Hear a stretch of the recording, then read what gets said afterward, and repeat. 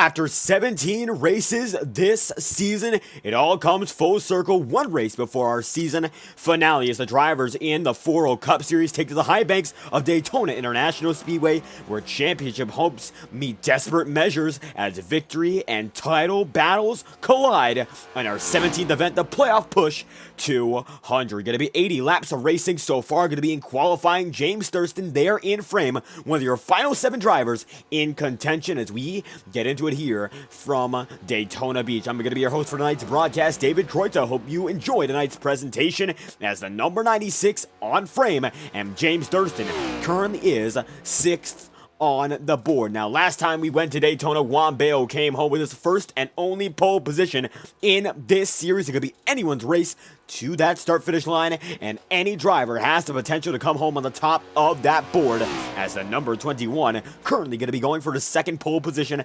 Alex Jones, a debutant tonight. Jonathan Leisure in the same boat. Connor Asbell, James Beaumar, Trevor Huff. So a sea of new drivers and a mix of old as we get into it this time by. And as it is, the driver of the number 21 comes across the stripe that time by, and he will go slower than before. He has a 19,000th of a second advantage on pole, and then James Beaumar goes dead even by absolutely perfect margin, but not going to be perfect for him. He stays in second with a 0.00 margin, broken and shattered by James Thurston. The 96 goes to the top of the board and comes right up the track and does a barrel roll in the process. Then Trevor Huff's going to be able to go second on the board in his number 03 machine, and Huff parks it right there. Alexander Balderas takes it into 5th. Now Balderas, as you can see on the windshield of that number 095 machine, he is accustomed to racing in the FTF Bar Visuals Cup Series, so he tried to qualify for the main event at Daytona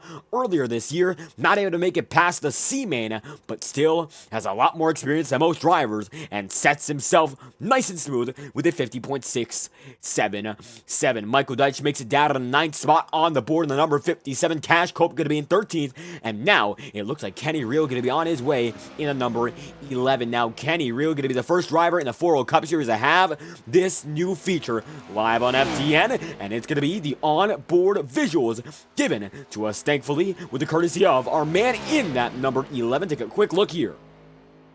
And as we ride on board with the number 11 machine in person, you can see Reel currently concentrating as much as he possibly can. Let's go onto the hood cam here, and you can see that number 11 oh so close to the end of the back straightaway, entering turn 3 and 4.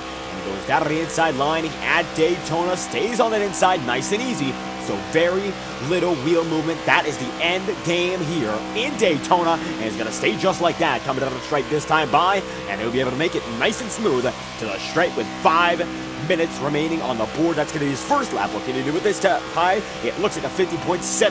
That will take him up into, it looks like 7th spot if it counts it, and that it does not. Goes down to 14th. And he's a 10th of a second off of your pole sitter, so a bit far off. Michael Deitch could be able to take it into 10th as we watch the entirety of this run for the number 11 machine. Looking inside the cockpit now, Max Molina going to go 5th on the board on his final lap, and Reel going to be inside the car in more ways than one. You see him on the right side of your screen, and you see his number 11 on the left as they come into turn 3 once again. The drivers, including Kenny Reel, getting their final laps in. Daniel Krim going to be 18th of the chart so far. Whitlock out of the way, and coming down to the line this time by, going to be able to make his lap nice and smooth, a bit faster than the last time by. It looks like it might just be enough to improve. Improving big, maybe not, as Kenny Reel comes out of the line with a 50.780. 15th is where he will stay until Daniel Krim pushes us down into position number 16. So how about that for the driver in that number 71? Krim gonna have his best qualifying run all season long in that number 71. 5th as Michael Deitch now drops down in to 12th. 21st going to be the Hunter Whitlock, number 21. Now Whitlock off to a hard start on his season as he comes in just a bit late. 3rd, 2nd, and 4th. The running for him been great so far. One of the fastest drivers in this series, and actually comes home with 2 podiums as he was able to get one at Bristol following a disqualification of Sean Conklin, and that's going to all but end Sean Conklin's championship hunt as Sean is not with us tonight. Anthony Tribbian, the 095 machine, going to be on pit road right now, and we don't have a word of the man in that 095. As you can see, his paint scheme has yet to load, and seems to be an all matte gray entry so far. He despawns from the circuit. Ross Corvette going to be 22nd on the board here as Josh Williams and Cash Cope. Thank you for stopping by. Hope you enjoyed tonight's presentation. The rod car number 91 gonna make his way in, and he'll be the final driver on the track, taking qualifying laps. So we'll see if we can get a word for the man on the top position. So far, it looks like James Thurston is unavailable for comment, so that remains to be seen, as it looks like it's going to be Ross Corlett improving just a bit. That run by going to take him all the way up into 8th. No cigar any higher as he comes out of the inside line. He knows his run is done. Michael Deitch is getting extra laps in right now, and Deitch, look inside his cockpit and see if you notice any difference. And you might notice very little of that switch it movement. It's not going to be as much fidgeting, and it's going to be a bit smoother. Deitch saying that as the final few races of the season come in, he'll be able to run on his wheel for the first time in quite some time, and that's going to give him a bit of an advantage as the night goes on. Daytona, you might not need a lot of inputs in a long, good run, but when it comes out of the wreck, you will have to avoid it. Precision is a must. So Michael Deitch, knowing just that, and with his wheel, he'll be able to make as many minute movements as he pleases, with very little stopping him then and there as he comes out of the back, this time by the number 57 there in frame with 2 minutes remaining. And as it stands, no other driver looks to be setting foot on the circuit. So it's going to be 5 drivers without a qualifying lap. Anthony Trippi took 2 on the board, did not get 1 officially timed. So without further ado, we'll be able to take it into our starting grid for tonight's show very, very early here.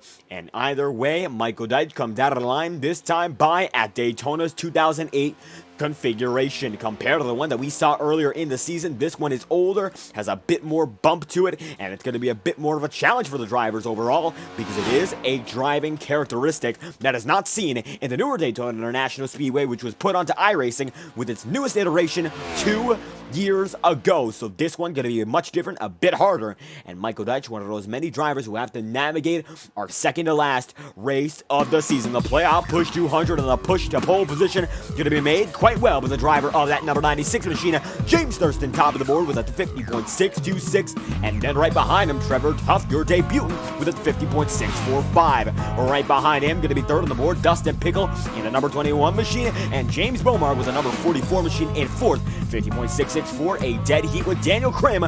3 drivers in a 3-way tie for third on the night so far. Maximally, they're going to be there as well in 6th, 50.673. Alexander Balderas, final 4 driver last season, nowhere near contention tonight. His second race on the season, he is starting 7th. Ross Corlett going to be 8th on the board with a 50.682. Alex Jones, 8th. Thank you for stopping by, as Jones going to be starting in 9th. And Cameron Perez rounds her top 10 with a 50.694. From there on out, it's going to be Jonathan Leisure in 11th with a 50.717. Then Sean Rowe with a 718. Right beside him, rounding out the 13th row. We'll see it in just a bit, but the 7th row has their 13th man. Michael Deitch going to be with a 50.741. And Matthew Brower has a 50.742. Dead heat with Wyatt Stevens in 15th as Cash Coper right behind him.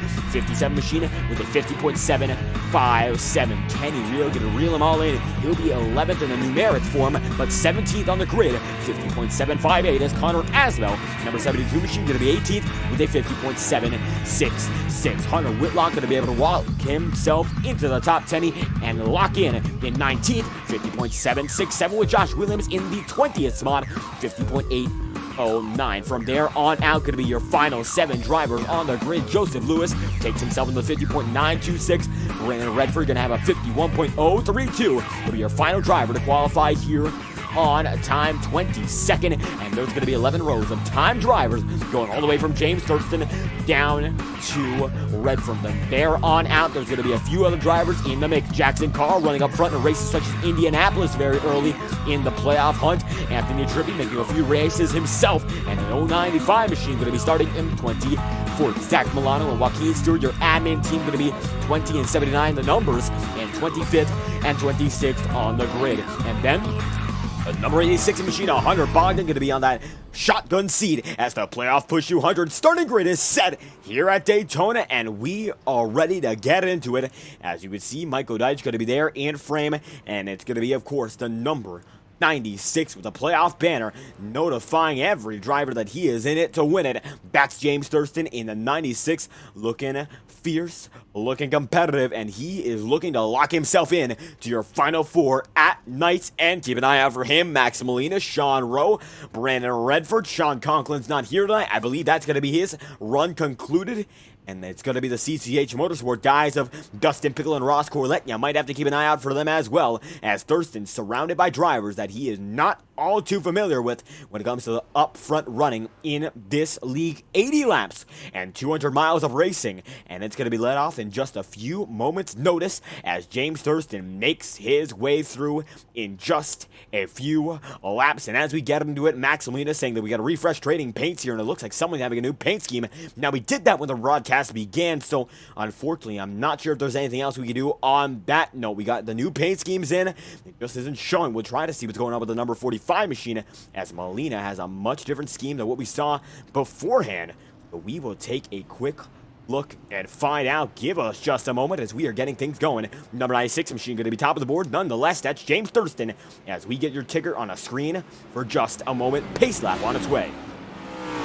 And with James Thurston on the move in that number 96, you know that he's looking forward to perhaps a victory as he continues to fight for the championship. He's been one of those drivers up front all season long. And now, without further ado, he'll be leading them off on that front row. Once again, the Ford GT number 96, bested by very few and matched by none when it comes to his racing etiquette in this league. Very few drivers as competitive as he's been all season long. James Thurston going to be there first on the grid with the new debutant in this league in Trevor Huff.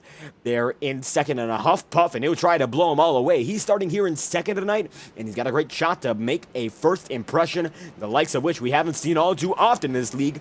A very young league with only 2 seasons under its belt, but it's going to be any man's race here tonight, as it seems like Daytona, the great equalizer, will equalize new drivers and old as they come down the line. This time by, for the first time in all this week, the FORL Cup Series makes it back to Daytona.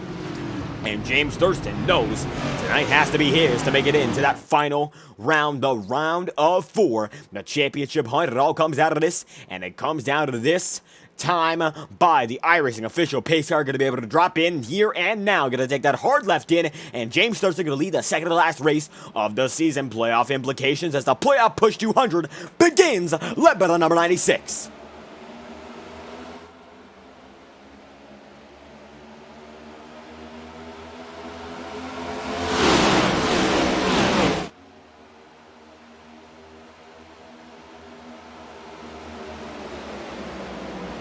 And Thurston going to be out in front. That number 96 machine paint schemes refreshing at the moment. You see drivers getting some new paint schemes in as the number 96 comes down to the back straightaway. He'll be out in front. And right now, Trevor Huff has a lot of drivers behind him pushing as hard as they can.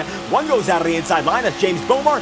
It's going to be Thurston going way off the track. He's going to be slipping and sliding on his own, and he'll be able to save it right in front of one driver. And that driver looked to be Anthony Trippi there as the top 5, top 6 keep it going, but already going to be in a bit of an incident out in front.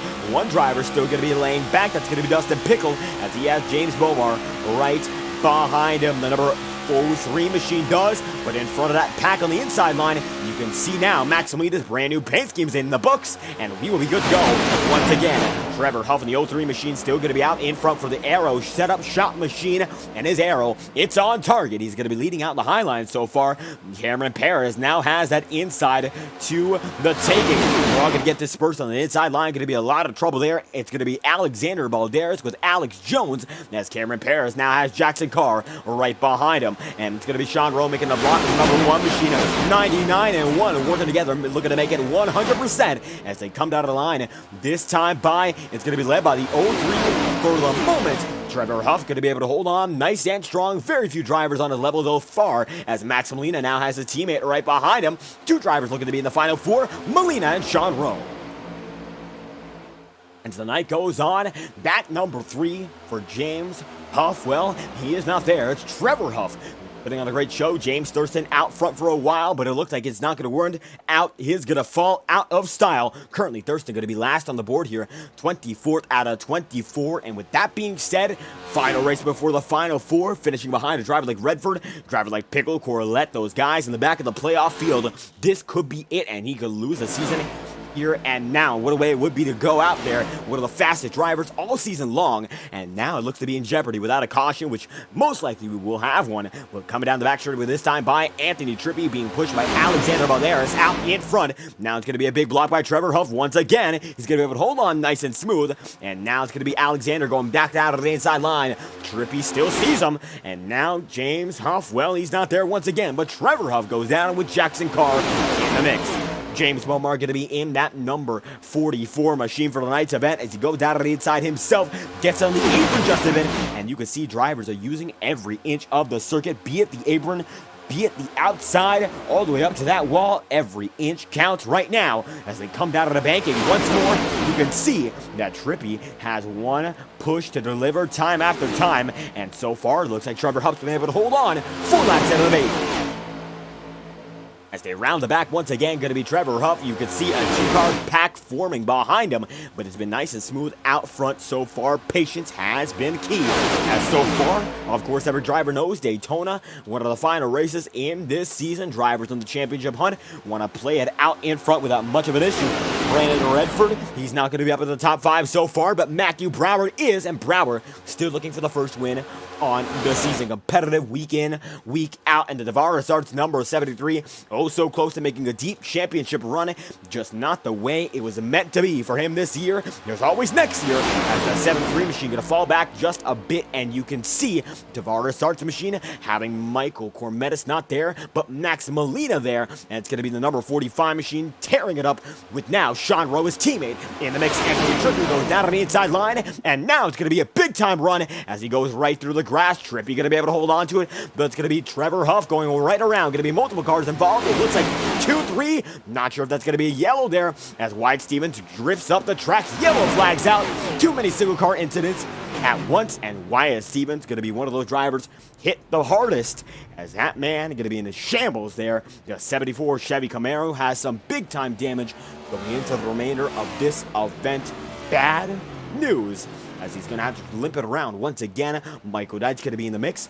Hunter Whitlock locking himself in for the ride as we will check back on the instant replay in just a moment's notice. Let's take a look back and see what just happened there. As you can see by this point, one driver already on the grass. That's going to be Anthony Trippi, but then Trevor Huff goes right up into Stevens, goes down into Cash Kolb, and multiple drivers get involved there. You can see, looks like James Bowmore gets away from it, and then they slide back up the track, and that's what brings out the yellow as Trippi's able to drift right back into frame.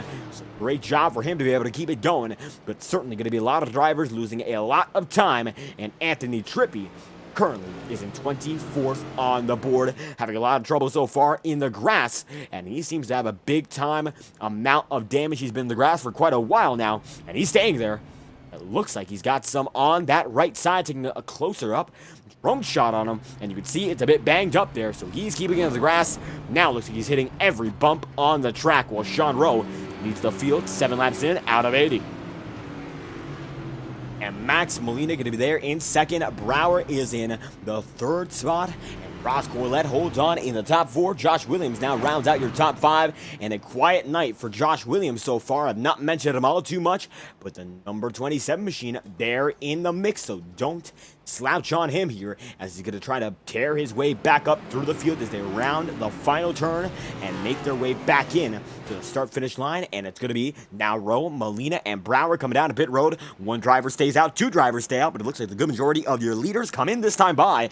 Just to top off, won't mean all too much in the moment. So as it stands, Ross Corlett going to be your race leader, and if they all get equalized on strategy, it really won't mean all too much. So Corlett right now banking on a early caution to keep them in tow, and it looks like we'd have to have about a 20-25, even 30-lap run for that pit stop to matter. James Thurston on the pit road grass there. That's going to be a penalty. We'll see whether or not they clear it. It looks like they might not, as James Mormar going to be able to go out there with a number 99 machine, and you can see Josh Williams in tow with the Antians number 27, but Thurston might just have a pit penalty this time by. We will find out whether or not he does as we go on. Michael Deitch exits. He's going to be currently 16th on the board. And Ross Corlett is out in front, 8 laps in out of 80. And right behind him, Connor Asbell going to be in second. Trevor Huff, who's been dominating this one, now going to be up in third once again. And we'll see whether or not he's going to be able to hold on. We saw he got involved with that last one. It almost appeared he did. And that number 03 machine back in the mix once more. So Trevor Huff, no fast repair used. Only one fast repair has been used so far. And it belongs to the driver of the 74 machine of Wyatt Stevens. And fast repairs, your one and only chance to get a brand new car. And using that up early, it's a very bad situation to be in. You want to go at least halfway with one fast repair before you have to rely on it. As Stevens, not there, but Trevor Huff is, and he'll go right back up to the top side of the racing surface. Jackson Carr going to be on his way as well, and Jackson Carr getting back on it as Daniel Krim right there behind him. And now it looks like Jackson Carr is taking his fast repair. He's currently in the 19th spot. Every driver coming down through the back straight and up to the front as they go double file. This time by not going to be going racing, but they're going to be in racing formation. Late start, first restart. Let's get right back at it. Ross Corlett, you can see drivers still trying to get into the pack, and they're going nonetheless.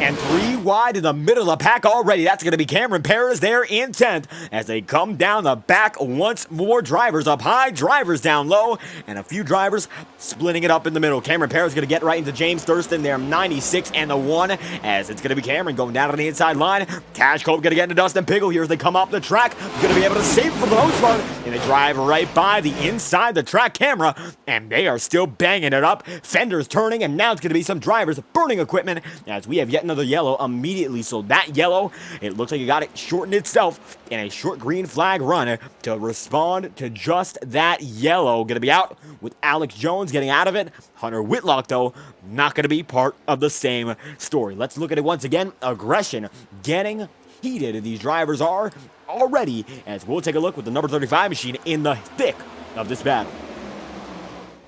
As they come through, it looks like it's going to be Matthew Brower, who does not check up, but Cash Cope does, and Dustin Pickle. And then Pickle tries to stay with Williams, and they slide up the track. Whitlock going to get into Wyatt Stevens, gets into the number 44 of James Bomar, into Daniel Krim, and then Alex Jones. And Michael Deitch just barely able to avoid it there. So 10 laps in, 2 yellows.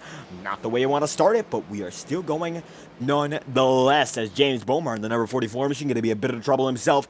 Trevor Huff, once again, your race leader. We will see if we get a short yellow as a result. Once again, it looks like we got it shortened last time by. Now it could be the same situation.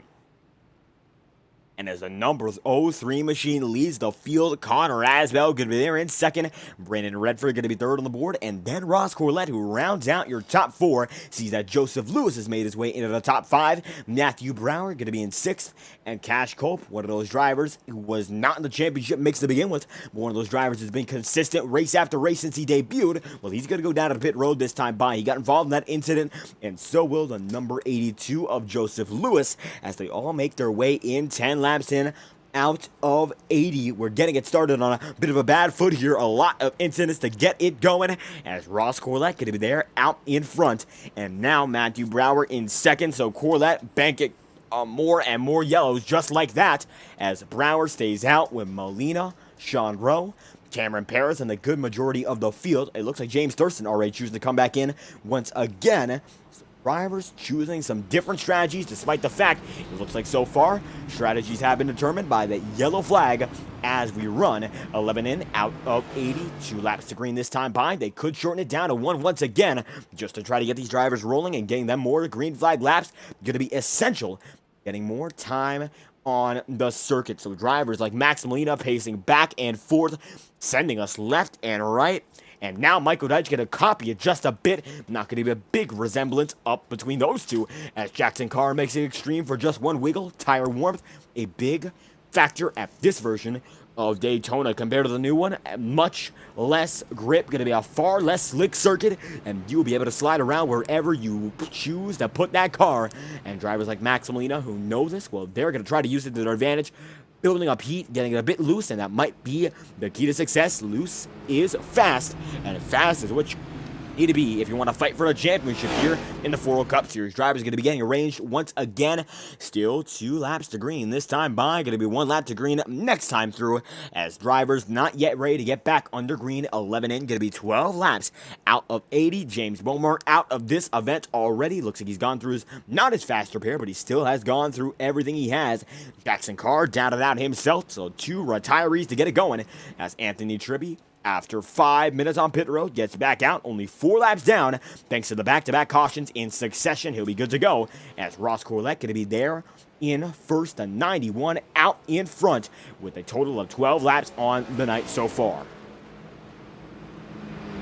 Corlett going to be able to go up high there. He's got his teammate there behind him, and it looks like now going to be falling a few rows back, Dustin Pickle has, but Ross Corlett has Matthew Brower there, Sean Rowe, and Max Molina, so teammates going to be positions 1 and 2 at a moment, and now that moment going to put him down to 3rd and 4th. So these guys, the PBR camp, need to pick it up once again, having a lot of pace stats for certain, but you got to use it to your advantage as we get into it. 12 laps ahead of 80. Going to be the 73 with the 91. Kenny Reel gets himself back with the pack. Josh Williams there as well, and so is Anthony Trippi. Your top 5 currently consisting of Ross Corlett, Matthew Brower, then Sean Rowe, Max Molina, and finally Alexander Valderas, as Anthony Trippi going to get 1 more lap back. Not going to be able to get much out of it, but he's still going to be put down 1 less. Good to go for him.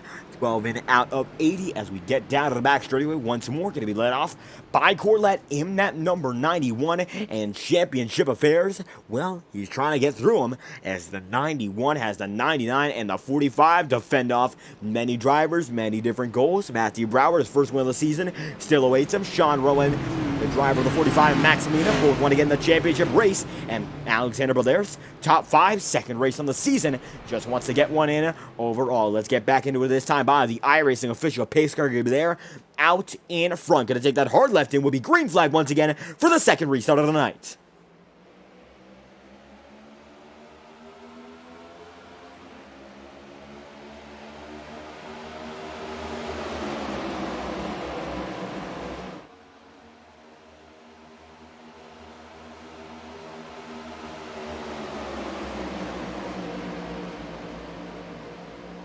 And side by side, these drivers are with one another coming out of the back this time by. You can see Ross Corlett get there with Matthew Brower as they barrel down through the back straightaway. It's going to be Alexander Balderas in now 3rd on the high side as he tries to clear Matthew Brower. Now he's going to be hung out on that high side with the 91 of Ross Corlett. They're going to get much slower there. A check up in momentum as James Thurston booking through the pack.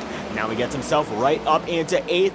Wyatt Stevens in the mix as well. The top 10 now going to be separated by just about 4/10 of a second. Make it 5, make it 6s. Now they're getting a bit more dispersed, but Thurston, with that pressure from Cameron Paris, holds himself high and keeps it going as the 3rd row makes it so, and the 99 for Sean Rowe has Matthew Brower there in 2nd. Ross Corlett going to be 3rd in the 91 machine. You can see that Maximilian then Alexander Balderas going to be there in 5th.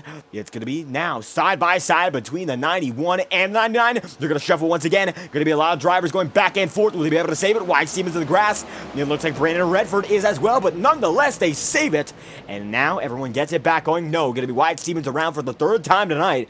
And it's not going to be a caution called until now. Yes, it is. Yellow flags out for the 3rd time this evening. And another incident involving the number 74 machine would check back on it. You could see coming to the turns 1 and 2. Drivers getting about 3 wide, getting real antsy already. And aggression taking its toll once again. Not what you want to see as they come through the back straightaway. You can see James Thurston gets into Cameron Paris. They wiggle. Then the 74 goes way off. It looks like the 1 machine and the 96 save it. Wyatt Stevens in trouble. And then Stevens comes right back up the track, hits Connor Asbell. And that's going to take a few drivers out. Almost gets Kenny Reel as soon as. And how about that? 2 drivers going to be junked up. And now this race is going to be one of attrition. 15 laps in out of 80. And we have had 3 yellow flags so far. It looks like on average we have just about a caution every 3 laps. No, going to make it 5 is the 57. Michael Deitch comes in like a dart without feathers there. And not sure what was going on with the number 57. Checking back about 10 seconds. Make it a bit more than that, and we'll see as it seems like he did not know where he was on the track. Scrapes up against two drivers, but for his sake and the others, lucky to get out of that one with as much or as little damage as he accumulated. So not sure what happened with the number 57. Looks to be all good. Checking up on the front and the back, so surprising, but there is going to be some left side damage on that machine. Not good at all, as drivers roll right back up to him, and it looks like he's going to get a penalty as a result. Goes down to pit road, and Alexander Valderas is now your new race leader in the number 95, as it's going to be Ross Corlett in second and Sean Rowe in third.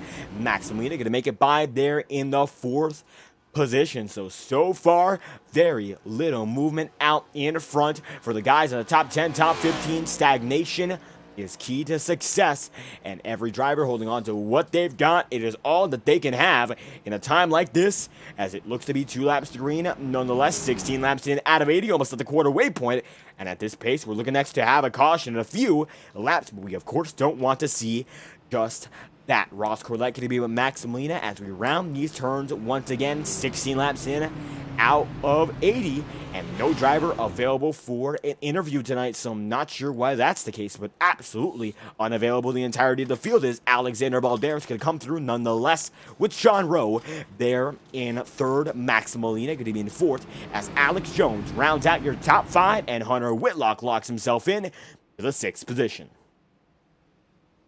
And now with 1 lap to green, will they make it a bit less? It looks like Michael Deitch gets back on his way, so they could have a reason to make it a bit of a shorter yellow flag and get them back in at lap number 17, although that does not look to be the end goal of the admins here, and they will keep it double file as it is. The number 95 machine out in front, and Alexander Valderas. Ross Corlett going to be in second, and Sean Rowe there in third. Max Molina going to be in fourth, and then Alex Jones comes home in fifth. Coming to that caution, at the very least, he wants to come home. So the checkers in the top 5 on debut. It will be a great run for him as they get through one more time under yellow. Anthony Trippi going to get another lap back on his total, and that's going to put him only now 1 lap down after 5 minutes on the pit road. He's going to be in a perfect circumstance to come right back at it as we come down to the stripe. 17 going to become 18 laps in, and we'll go back green at lap number 90. And as it stands, Alexander Valderas still leads, 80 laps to do it, and 17 we've gotten through completely. On to lap number 18. Coming down the back straightaway, we will be there in just a moment as yellow flag out once again. Yellow number 3. Sean Rowe going to be with Max Molina. Alex Jones there as well. And of the drivers who have taken a fast repair, Alex Jones is the highest position of all of them. He's in 5th, and he's used his one and only fast repair on the night, so not good for him. Certainly wants to be a bit more patient and a bit more cautious as the night goes on. And down the back, once again, going to be a total of 18 laps in the books when we get back to the racing. So Alexander Valderas, knowing what he has to do to get it done, staying out in front and staying consistent. Patience is key, and it looks like he has that patience going into the early stages. We are far from done and even far from halfway, so we'll see whether or not Alexander Valderas or Ross Corlett can hold on. Your front row, the 95 and the 91, as the 99 holds on in third.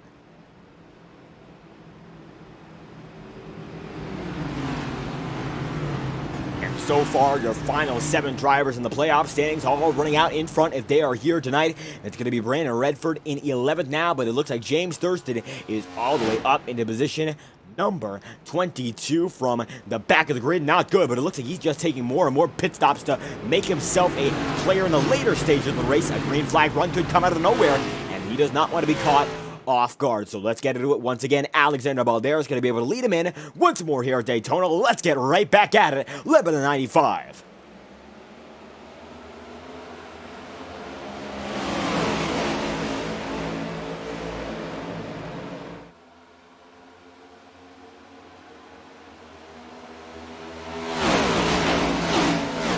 Balderas on the high side of the start that they have been waiting for. They're going to be able to get out front by several car lengths on the inside grouping.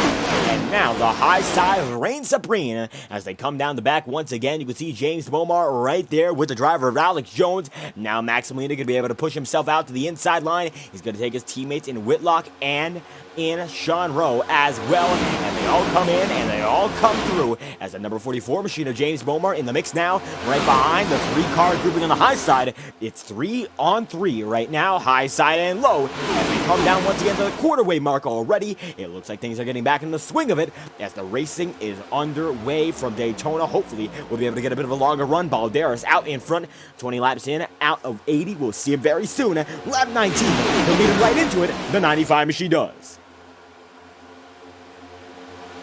And now James Bomar goes out of the inside line, trying to keep that inside line intact. Balderas going to be able to block that momentum.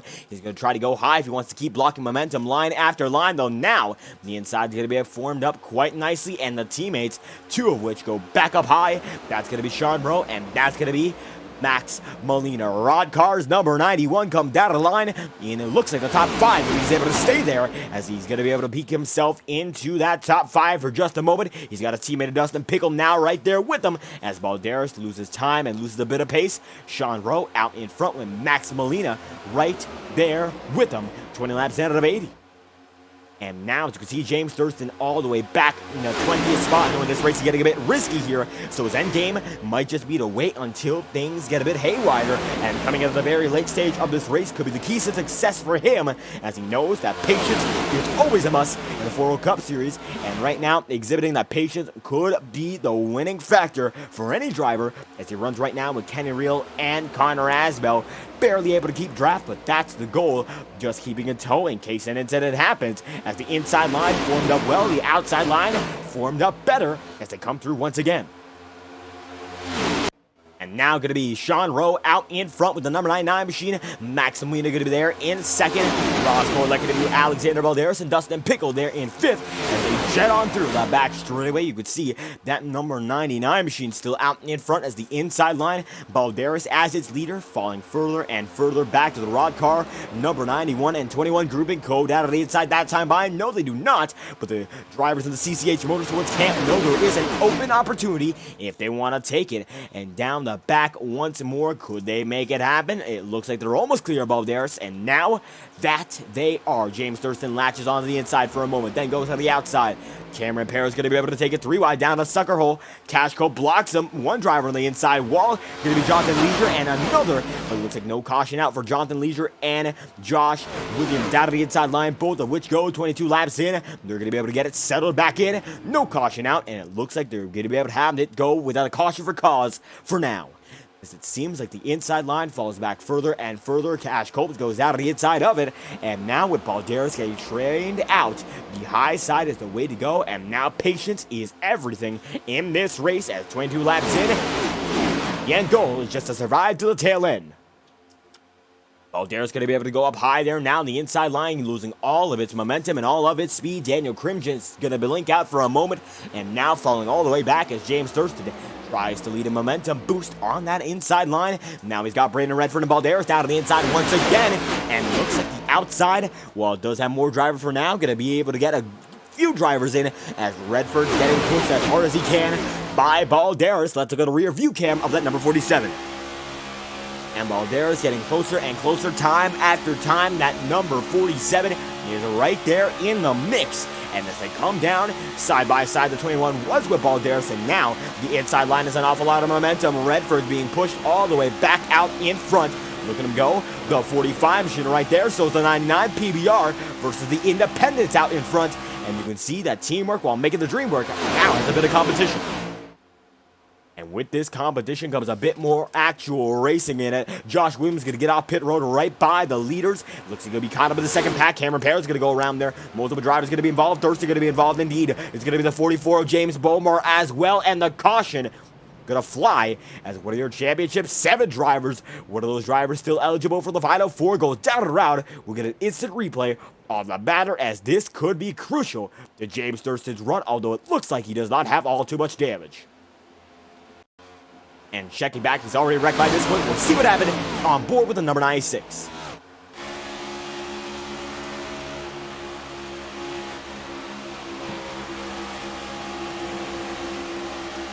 you can see going down to the inside line, tries to get back in on Cameron Paris, comes right back up, gets into him, and the 44 of Beaumar, just an innocent bystander in the circumstance, and Thurston thinks he has room, does not seem to have any idea of what's clear at that moment, and goes into the number 31 machine. Nope, the 1 machine, as the 31 going to be able to spare himself, but the 47 also out, while the 44 gets caught up in the mix.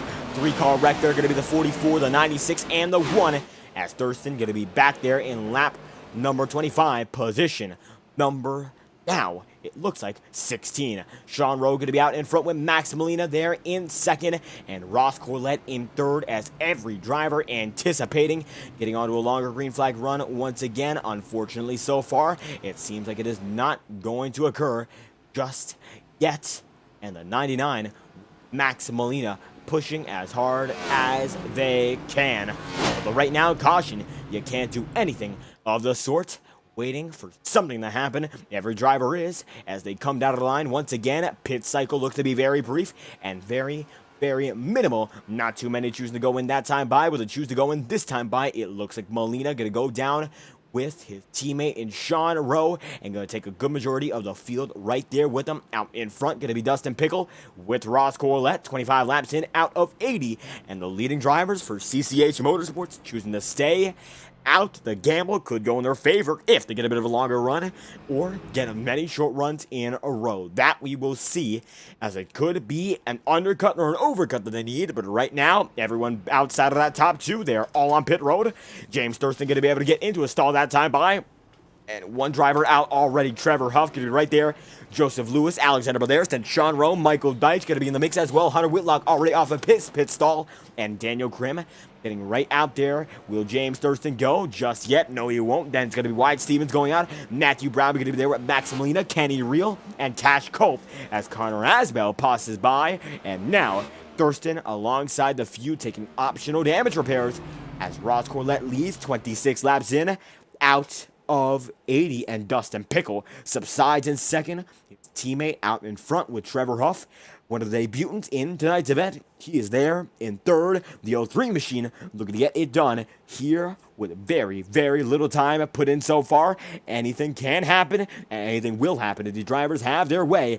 80 laps of action from Daytona and 200 miles to settle it. We've almost gotten through our first 100, albeit at a bit of a slower pace. As it looks like Anthony Trippi now going to be on the lead lap if he gets one more back. Although now it looks like he's just on the lead lap overall. Trippi going to be slotting in position number, looks like 3. And he's going to be up there with the podium. It looks like it's going to be a bit of deception as he falls back once, twice to the top 5. And now it's going to be Corlett and Pickle going in with Trevor Huff, your race leader, once again outside pole sitter. Now going to be leading them in. Next restart, lap number 28 of 80, we go back under green. Joseph Lewis going to be there in second. Sean Rowe in fourth. Alexander Balderas going to be in third. And double file procedure back out for the drivers. As you can see, the playoff push 200. Every driver pushing out with 10. However, very few have been able to be successful so far. As Connor Asbell going to be down. Currently outside of the top 10, he is in 12th. A driver who is not taking a fast repair, as so far Cameron Paris has gone through his fast repair, and so has Trippi, so has Alex Jones on pit road, and as it stands, so has Josh Williams, and so has Daniel Krim. So drivers slowly but surely going through that one and only fast repair that they have, and drivers slowly but surely exiting the race as well. Jackson Carr, your first retiree on the night, as it looks like every other driver who's out of the car has come back in despite major woes. James Thurston going to go a lap down, 22nd on the board. Not good for a driver who looked to be an odds-on favorite to make it to the final 4. He might be able to use a points buffer here, but it would be a slim chance. That we'll see, as 22nd out of 24, one of the bigger fields we've seen all season long, especially in the playoffs hunt. This is going to be bad news, and it will spell a worse chance of fate for James Thurston's playoff run if anything goes wrong for him from here on out, and if anything goes right for a driver he's rivals with in this championship quest. And as they come in this time by, and they by meaning the pace car, it's going to be the driver of the 03 machine leading for the first time on the inside line here on the restart. Will Trevor Huff have what it takes? We'll find out. The iRacing official pace car going to be in. Green flag out, led by the number 3.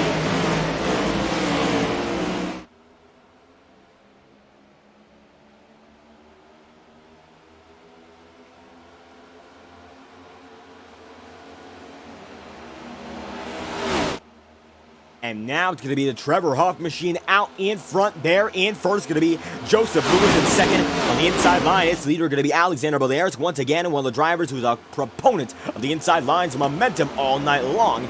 Sean Rowe going to be right there with him. Michael Deitch now in that 57. Going to be tight with a pack here. As you can see, Brandon Redford gets up to 6. One of your final 7 drivers in the championship hunt. Look at him go as 28 laps in at 80. Every driver still having a fair opportunity at the victory. And it seems like Trevor Huff out in front, but not by much. Going to be a scarce margin. Alexander Baleares slowly but surely picking up the pace on him here. And as they come down the line, Trevor Huff going to make a big block on the 95 machine.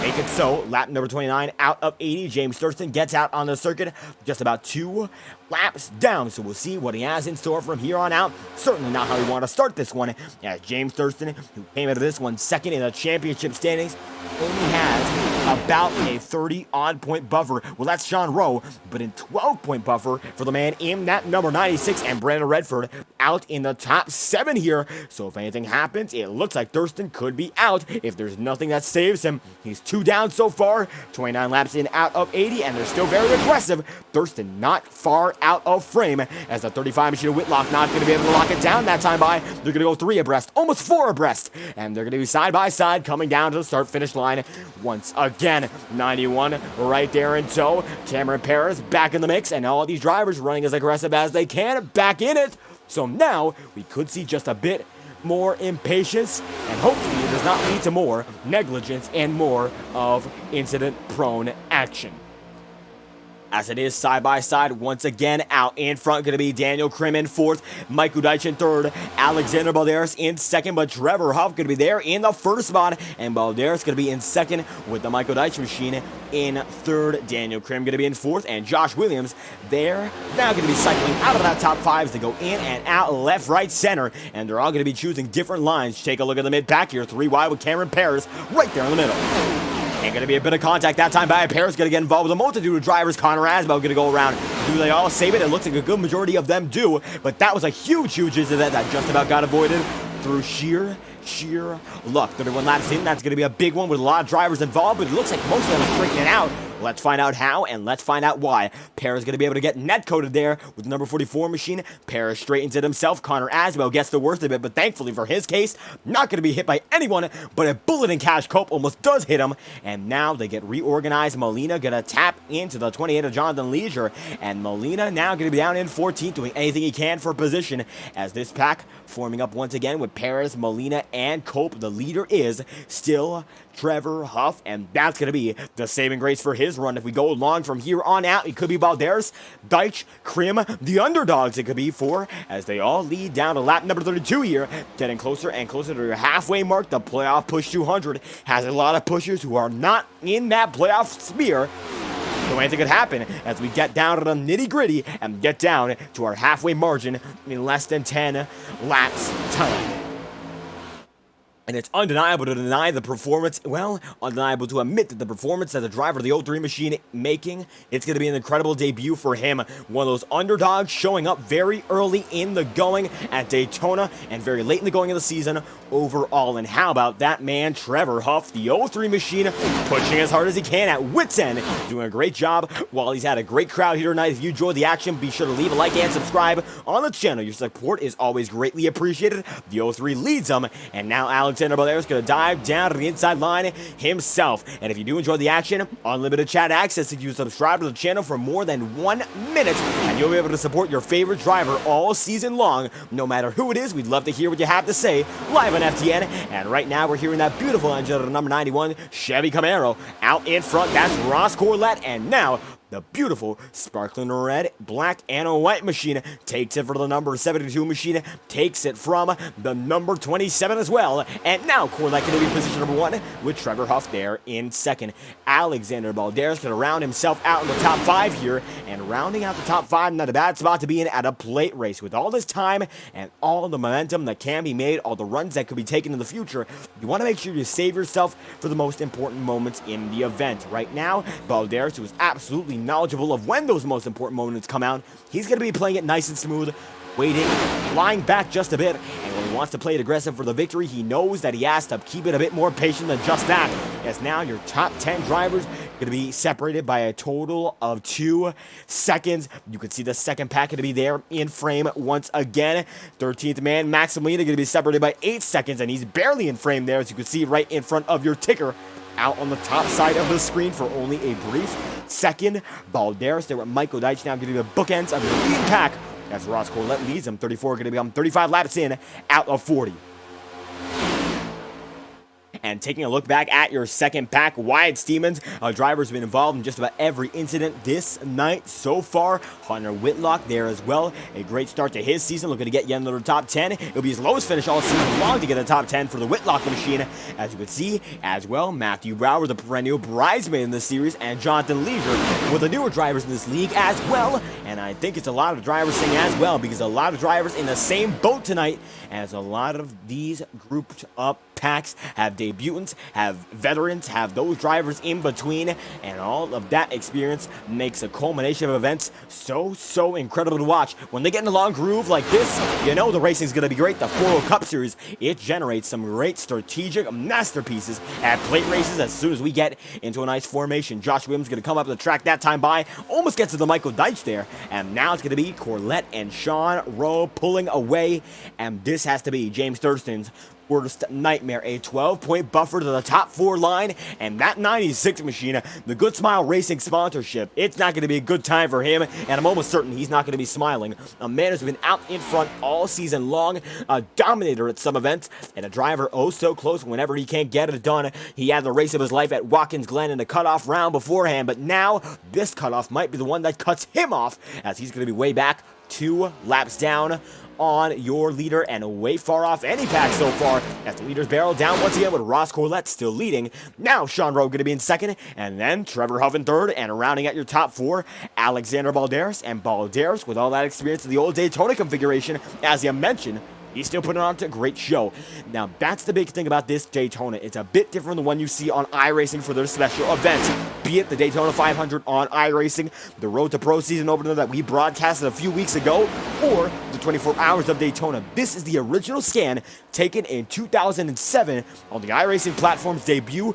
iRacing debuted in June of 2008, but this scan taken over a year in advance in preparation of one of the most high technology simulation racing experiences on the planet. And Daytona, the first track in the major NASCAR scene to participate, which led to a blossoming partnership between NASCAR and iRacing that remains to this day. And with that being said, we would not be here in iRacing today without the scanning of this circuit in 2007, and its implementation in 2008 pays off dividends. Some of these drivers in this league are younger than the day this track was scanned, younger than the day that iRacing was released. So very young talent here as a driver of 91, one of the older breed, and that's not saying all too much. A very young group overall with a lot of talent that's going to be refined as the years go on, as now Trevor Huff still in third, Michael Deitch going to be in 5th, Josh Williams is in 6th, Brandon Redford there in 7th, and now it's going to be Josh Williams climbing up just an inch ahead of him. And now the outside line forming up. You saw for a moment there where they were all single file, 38 laps in out of 80, coming out of the halfway mark this time by, and now with all this momentum building up for one man, Ross Corlett, he has to use it efficiently. Sean Rowe there in second, going to be able to take him down to the stripe once more. 2 laps from now, we will have the cross flags waving, and 2 laps from then is going to be James Thurston, who hits that halfway mark himself. Keep an eye out for that number 96 machine on the top ticker. All the information you'll need about his race. Well, we're not going to be able to show it to you at every moment. This racing battle up front for the lead, it's big as they come up to Connor Asbell. And Asbell, well, it's going to ring a bell as the drivers up in front are going to pass him by to get one more position and perhaps add him to their arsenal of drafting drivers.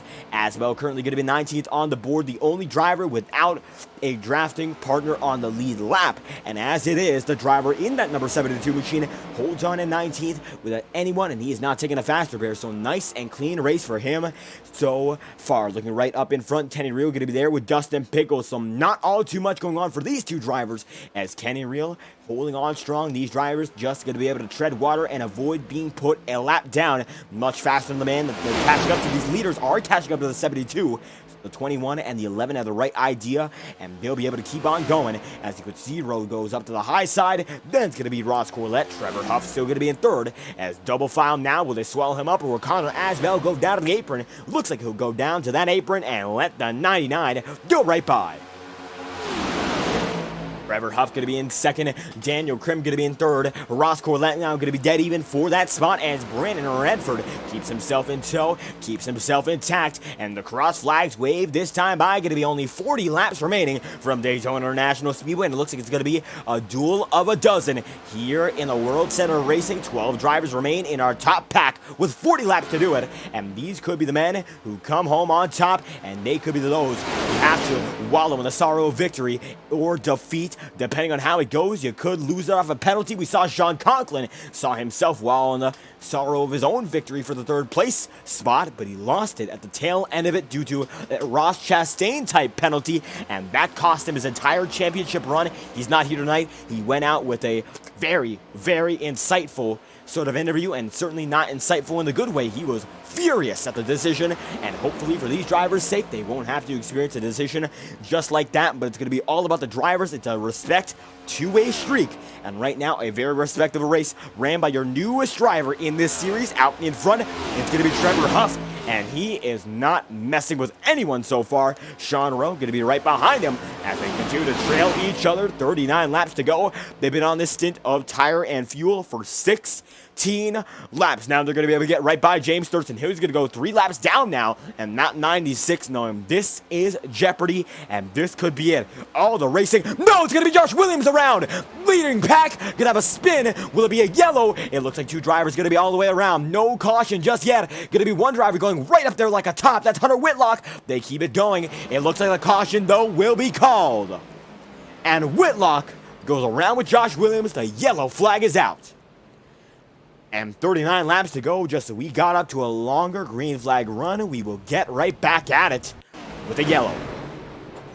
And you would see the 35 machine going to get involved with an incident right after the fact. Let's see the original incident. As you can see, it looks like Josh Williams gets right into Brandon Redford. Maybe, yes, he does. Then Whitlock going to go around at the same time. Redford gets into the wall himself, and then Hunter comes right back up the track, and he's going to hunt down 1 driver. Jonathan Leisure gets involved in that one himself, and the 028 machine going to spin right down to the bottom of the circuit, following a trip up high. Not good for him at all. And now going to be position number 14. Jonathan Leisure losing an awful lot of time there as we get right back to it. Trevor Huff going to be there in first. Sean Rowe still in second here, and then Ross Corlett in third. And rounding out your top 4, it is Alexander Balderas. How about that, as Daniel Krim going to be looking out back and forth in 7th here. Still no driver available for an interview tonight, so very few seem to be looking forward to an interview. Unfortunately, not a lot that we can get a word from.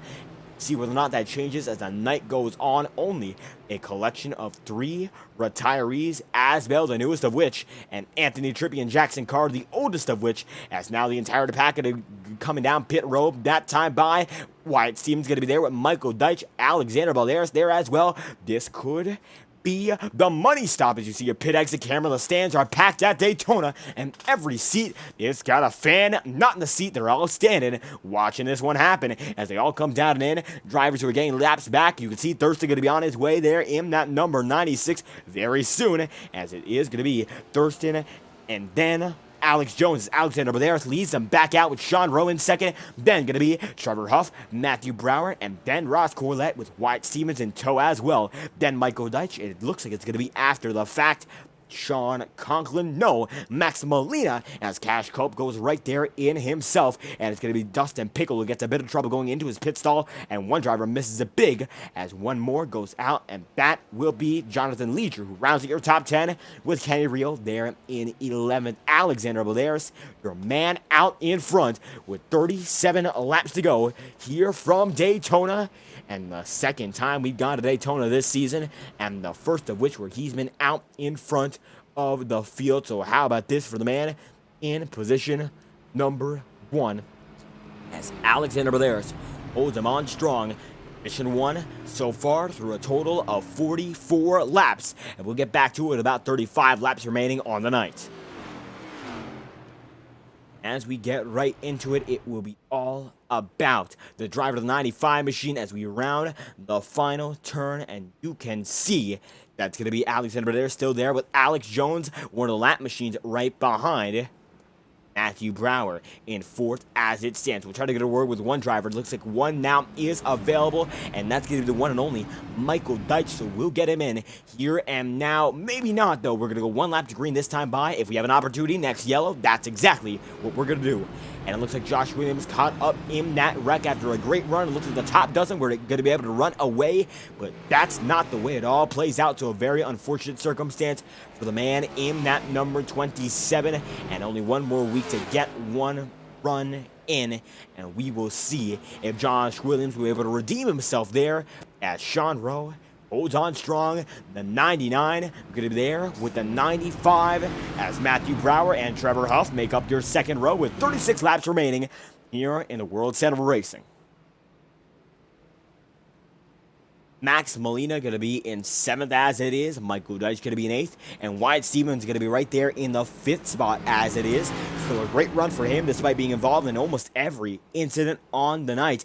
Been a great show put on by the man in that number 91 as well, Ross Corlett, but Stevens has been involved in just about every wreck down to the most recent one, able to avoid it, but still one of those tumultuous nights, and some drivers, some nights, they just can't avoid an incident, and it seems like Stevens, despite that tendency to get caught up in it like a magnet, he's still there.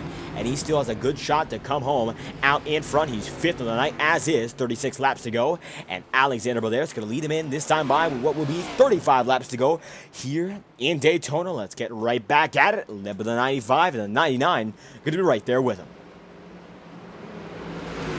As they come down to the line this time by, here we go again. Trevor Huff going to be 3rd, but it'll be Alexander Balderas leading them in as we get back to it after the halfway point. Green flag going to be out, led by the 95. Let's go racing once more in the playoff push 200.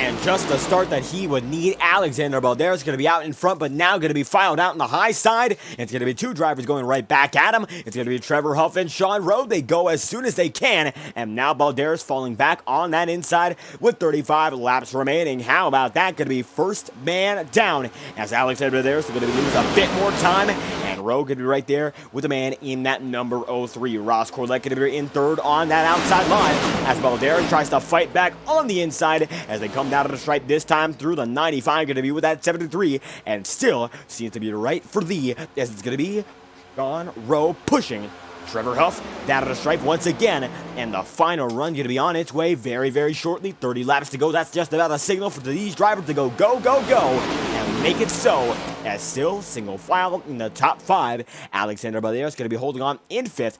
Daniel Krim going to be in 6th. Matthew Brown now going to be side by side right there 4th, and the entirety of the pack going to be back out in tow. James Thurston 1 lap down still, so if they do go green all the way, he is still in trouble, but he will be, despite everything, down in 19th, so gaining some time in a race of attrition as one goes out of the inside line for a block, and that is Jonathan Leger. Bit of smoke that time by Michael Deitch, going to be in a bit of trouble there, able to save it nonetheless. They come down with 33 laps to go. Trevor Huff, though, out in front, and he has been the man out in front all night long here, and he's one of those drivers not to mess, but one of the drivers with the highest I rating in this league. It's about the third highest as is in session with a 4190 I rating, so no slouch, and it is showing as he's been able to lead this one with a commanding drive out in front at Daytona. So don't keep an eye on the drivers outside of that top 15 for now. Looks like very few even are on the circuit, but keep an eye on this battle, as that's exactly what we are doing. Matthew Brower going to be able to stick it down to the inside line, and Wyatt Stevens going to think better of it to stay on the inside, and the 73 and the 74 get linked up right behind the man, your leader, Sean Rowe. And it looks like now going to be yet another longer run if they keep it this way. Going to be double file. Not a lot of three-wide movement so far, and not a lot of drivers to see three-wide movement with, as Cameron Perez is going to fall down just a bit. Looks like something happened right there to him. We'll find out just what it was, as he was with that pack, but it looks like it's just going to be damage that is continuously impacting and hampering his performance. Perez way far off the pack here, as Max Molina going to be able to lead him in on that inside line. The outside line has a bit of momentum, though. Trevor Huff blocking both lanes inside and out. Who does he go with this time by? Down to the corners. It looks like he goes out of the inside, and he almost brings one man with him, and that he does. Ross Corlett goes out of the inside line right there, and now two drivers blocking two lines in tandem. One going to go high, and that's going to be Rod Car 91. Does he stay there? No. Caution's going to be out. 32 laps to go. Going to be in the back of the field once again, and it's going to be Daniel Krim. Big time. Kenny Reel blows a motor, and now it's going to be big time. Flaring tempers, perhaps, and another incident, as we now have 31 laps on the board. Let's find out just what happened. And you can see right there, going to be shot off the track. Kenny Reel gets involved with Whitlock. Daniel Krim, Michael Deitch going to destroy that number 35 machine, and Kenny Reel gets all messed up as the number 11 machine going to blow a motor right in front of pit road. Whitlock gets on his way. Does Daniel Krim? Yes, he does. Cash Cope looks to have been able to get right through it. James Bomar right there, going to be way far off of it. And Kenny Reel going to be out on pit road, and he'll be on his way, as it looks like he does blow a motor, but has just enough to get to his pit stall. So a lucky circumstance there, 50 laps in, and he makes it down to pit road to take his fast repair, his one and his only, and that will be his final resetting opportunity, as it looks like he gets it back going then and there. And now Reel, using his one and only fast repair, will get back out on it. 31 laps to go. Josh Williams still the only retiree from the last 10 laps. Whitlock right there. Daniel Krim getting on his way. Looks like he's going to use his fast repair as well, and he's going to blink out just a bit, as your leader is Trevor Huff in the 03, and he leads them all down to pit road. And as they come down a pit road, the man out in front, Trevor Huff, and we'll try to get a bit of close-up camera of that number 03 machine as they all come down and in. You can see it's a single file line, no incident coming in.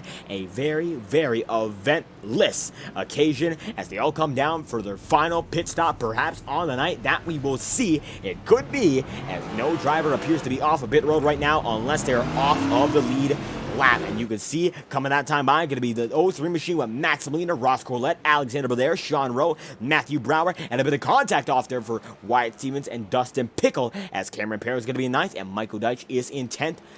No incident, and it looks like no circumstances to keep an eye on there. They're going to be able to make it nice and smooth. 30 laps to go here in Daytona, and now crunch time is truly the time that is, of course, now. They come down to the back straightaway once again. Huff going to be able to lead him. Max Molina there in second. And Ross Corlett's going to have to believe in this number 21 and his teammate. Of course, that 21 and himself in the 91. Those two able to run out in front, but the teammates for PBR have been that much stronger. Whitlock, though, getting caught up in quite a few incidents. Not his best night. We'll see if it gets any better, though tonight has just not been the way he's wanted it to be. Daytona International Speedway faring some drivers a bit better, treating others a bit worse. And now it's going to be up to that number 3 to make it so, as we go one lap to green, and we'll go back green with 29 laps to go overall. And as Trevor Huff is your race leader, the 03 machine debuting. If you're coming in for the first time, first off, thank you for stopping by.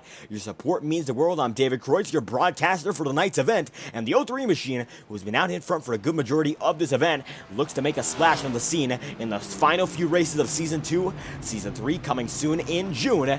But so far, Trevor Huff dominating the portion of late March that we are in as we get to it one lap to green. If you enjoyed tonight's action, of course, be sure to leave a subscription to the channel. But in addition, well, be sure to go to our official Discord server, and that's going to be on the QR code on your screen, as well as the link in the description, the official Fireball Talks NASCAR Discord server. That's the place to be for every league that we broadcast and all the insider information about what we've got in store for all of our viewers. If you want to join the fun as a driver, join the fun as a viewer, be sure to tune in to our official exclusive server for every update whenever we go live, and whenever we gain a new league to broadcast, you'll be the first to know, and you'll be the first to get the opportunity to join in before the season begins live on FTN. Our Discord server, it is open and it is official. We hope you enjoy it, as we will be right back to the coverage, and back we are now. Trevor Huff could be right there with Max Molina. Ross Corlett could be in third. Sean Rowe is in fourth. Alexander Balderas in fifth right now, as Trevor Huff looks to get this one done. We have 28 laps to do it when we get back to the green flag. And the number 03 has been second to none for the last 10, 15. Max Molina is in that final 7, so he really wants to get this one done for his sake, and maybe he'll be able to make it so as James Thurston gets back on the lead lap. Currently, he's in position number 13, the best he's been in 20 laps solid, so this could be a solid run after all, but still pretty far off of Brandon Redford. Now, it looks like times are changing, and equality between the two, it is increasing. Let's get back right up to it. This time by going to be the number 03 machine once again as we get back to it here in Daytona. Green flag's out with 28 laps to go. This is a push to the finish. Green flag once again led by the 03.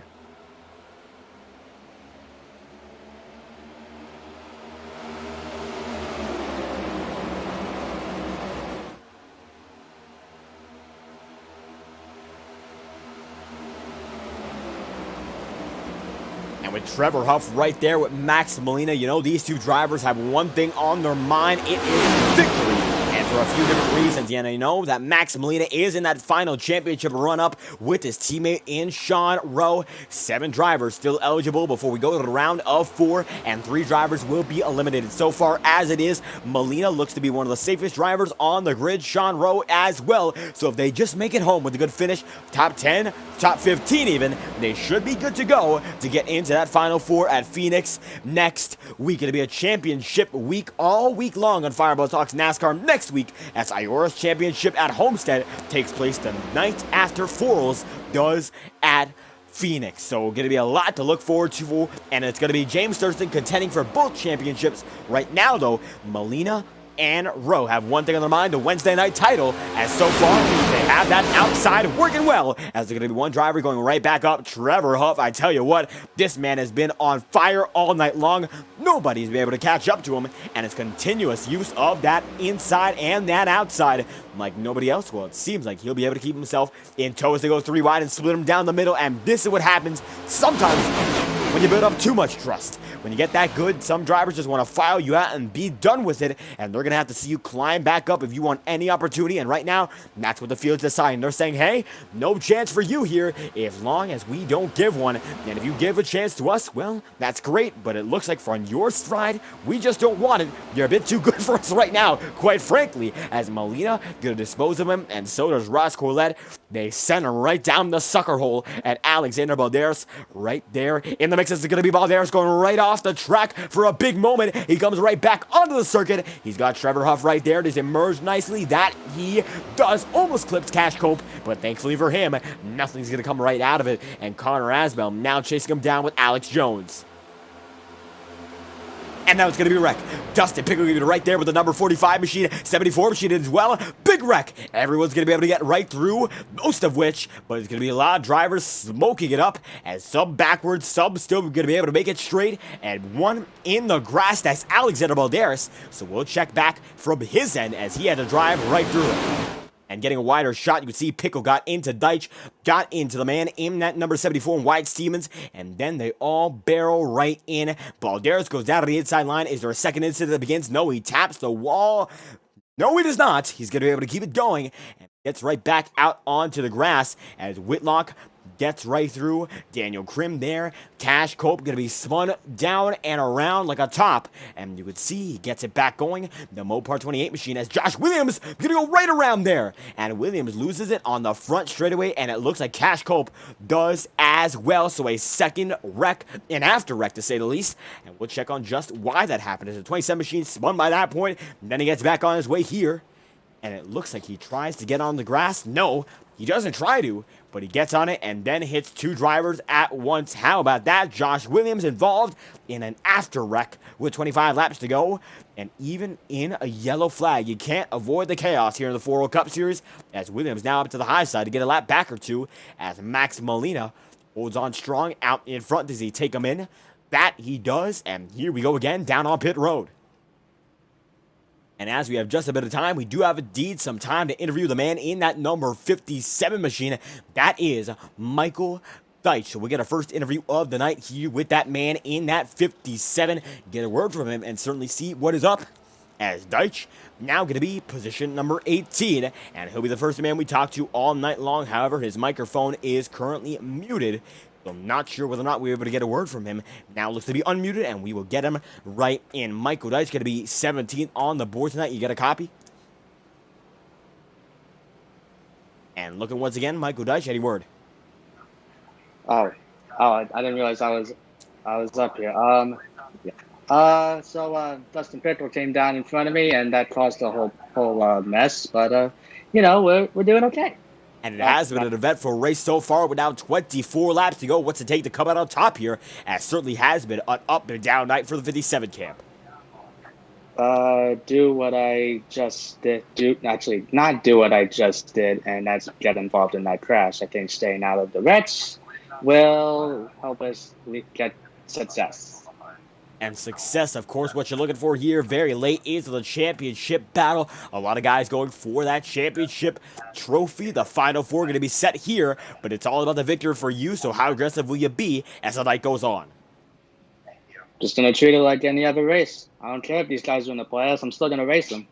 And there we have it. Well, as it is, going to be getting back to one lap to green any moment now. Michael Deitch, any final thoughts?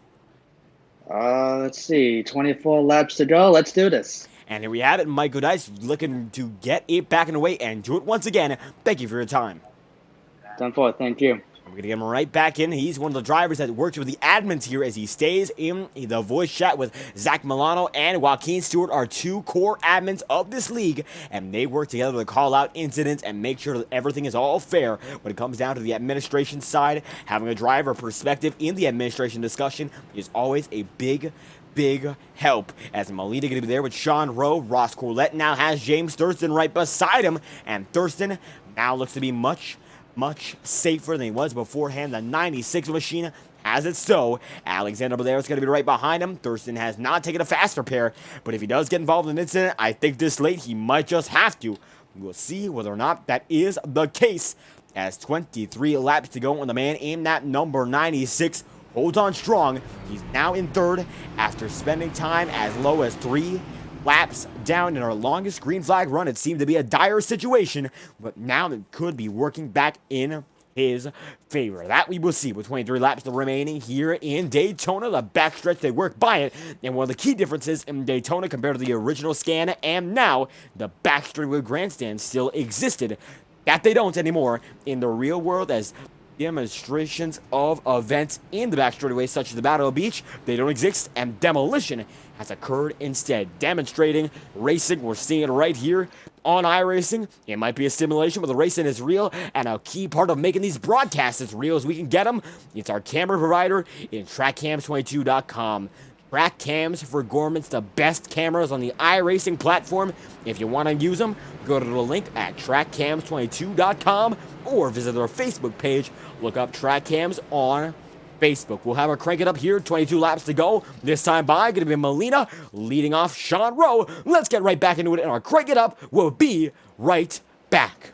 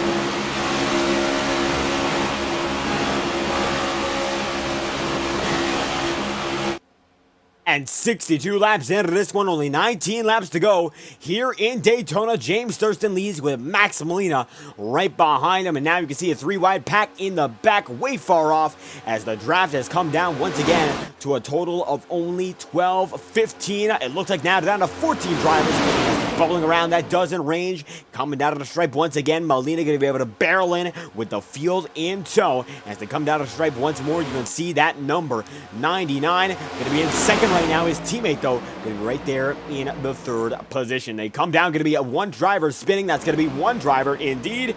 And it seems like that one going to be Cameron Perez down around Alexander Balderas going to get caught up as well. And we'll check a 10-second replay to find out what happened here. As you can see, they spun by that point. This is the point where the incident began.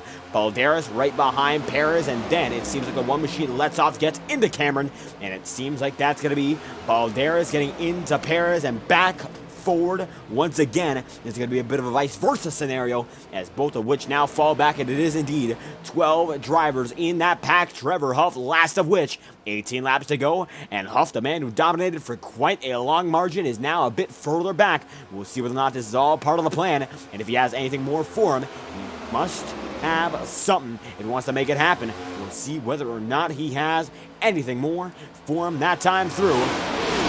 Coming down once again, 17 laps to do it. James Thurston going to be in third right now. It's going to be Ross Corlett on the high side, but the rest of the inside line is your leading pack. And it's now going to be two cars up high, coming down to the back once again. Corlett getting right there with the driver of that number 47. No, the 03 machine, as the 47 falls way back on that battle on the outside line.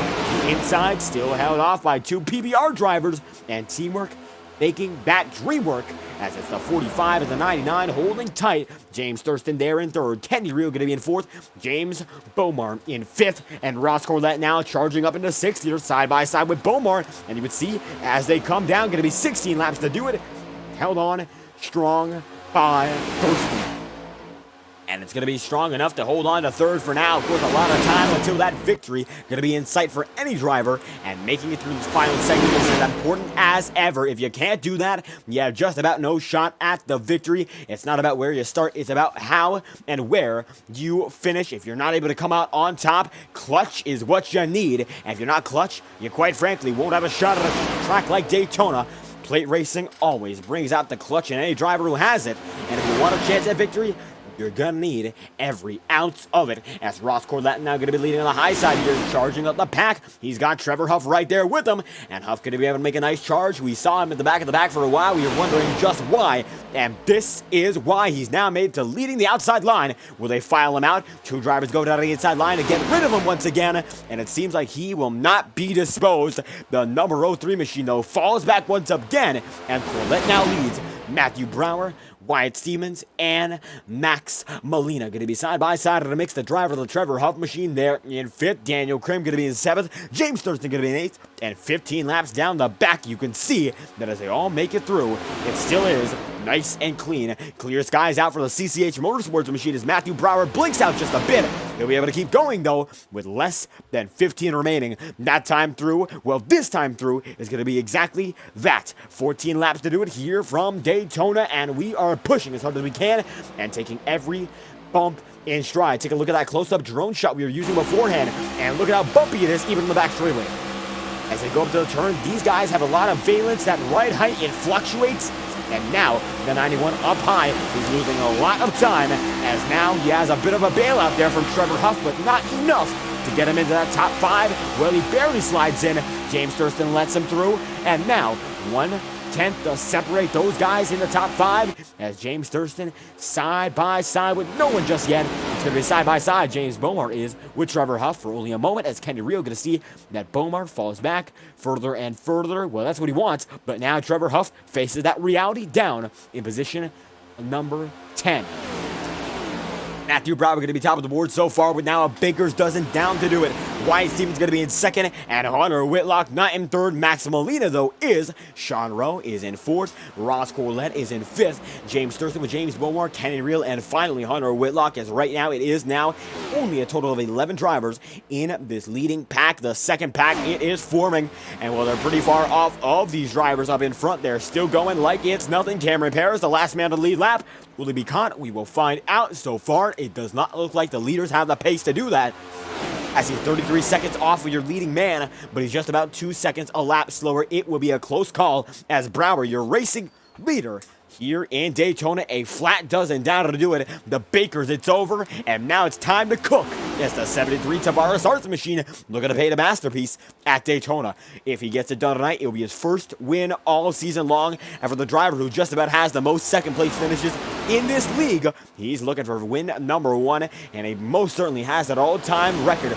Most runner-ups until the overall win comes his way. Wyatt Stevens still there in second, though, winning his first race as well if he gets it done here. And a lot of drivers looking for first wins, first race for one of which Trevor Huff, that last of which in the lead pack with Daniel Krim now. And Krim and Huff have not won just yet. Trevor Huff, before tonight, has not even made a start in this league. So this could be his opportunity to break in and break out. It could be a rising star here in Trevor Huff as he comes out of the back with all of your leaders. Once again, going to be all about that 73 as they come down and come into the start-finish line once more, led off by the number 73 and Matthew Brower. Wyatt Stevens in second, and your men up front, they're a single file with 11 laps to do it.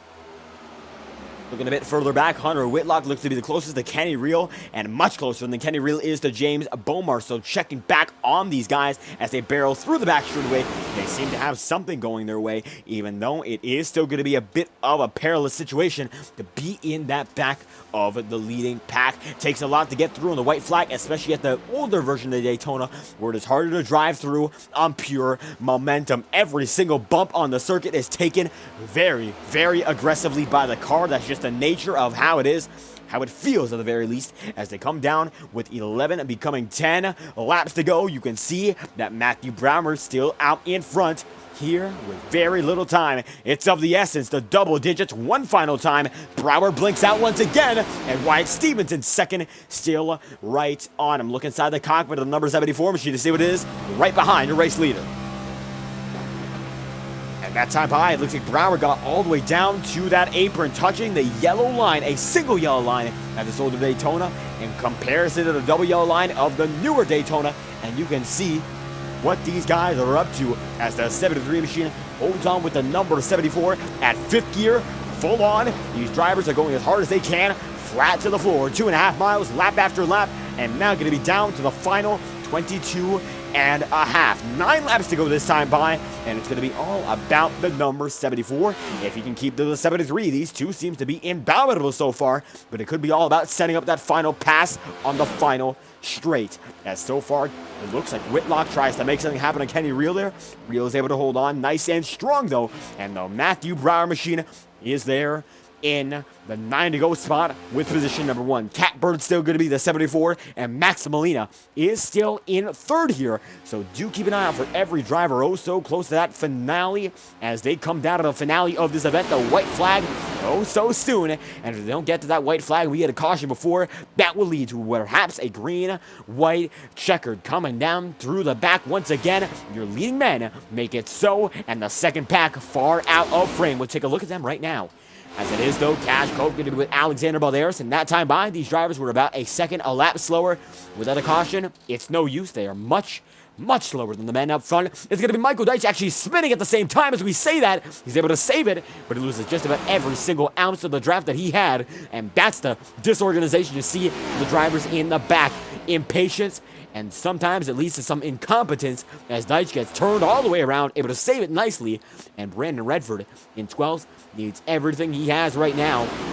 And one of the most consistent drivers to open up the playoffs is now finding himself in a touch situation. He'll need a caution, and he might have to orchestrate run right there. If Deitch went around, that could have been it. But now with 7 laps to do it, Matthew Brower seeing that this could be a means to an end as they come down the line. This time by, he is still out in front with a total of 7 laps to do it, and I'm going to have to take that back. They're going to be able to catch up to Cameron Paris this lap by, and he might be the final lap machine they get to. Single file out in front, 17 laps in on the stint. It will be a total of just about 24 if they make it all the way. Cameron Perez is going to make a block on the inside line here. He's staying there. He is not moving. He's trying to stay on the lead lap.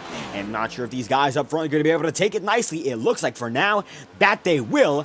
But certainly it looks like Matthew Brower not happy. He is not patient. And he's going to try to take all the leaders around Cameron as soon as he can. And it looks like the one machine, he has no plans to move. And he won't budge. So it looks like Brower will have to. They go up high just a bit. And now it might be something he didn't want at first. But it looks like Cameron's going to be able to tow him out. And Brower's now going to be able to get a much bigger advantage than what we anticipated with 6 laps to go. It's now the top 3 pulling away, and Cameron Perez could be the tool to victory. If Brower is able to make it so, it could be all in the hands of the man in that number 1. He can do anything he wants at this point. He's catching up to get another lap machine, looking to get another position if he's able to hold on out in front, but this could cause something much worse. Sandal, the driver, chooses to stay out in front like Perez is doing in front of those leaders, and he wrecks them all.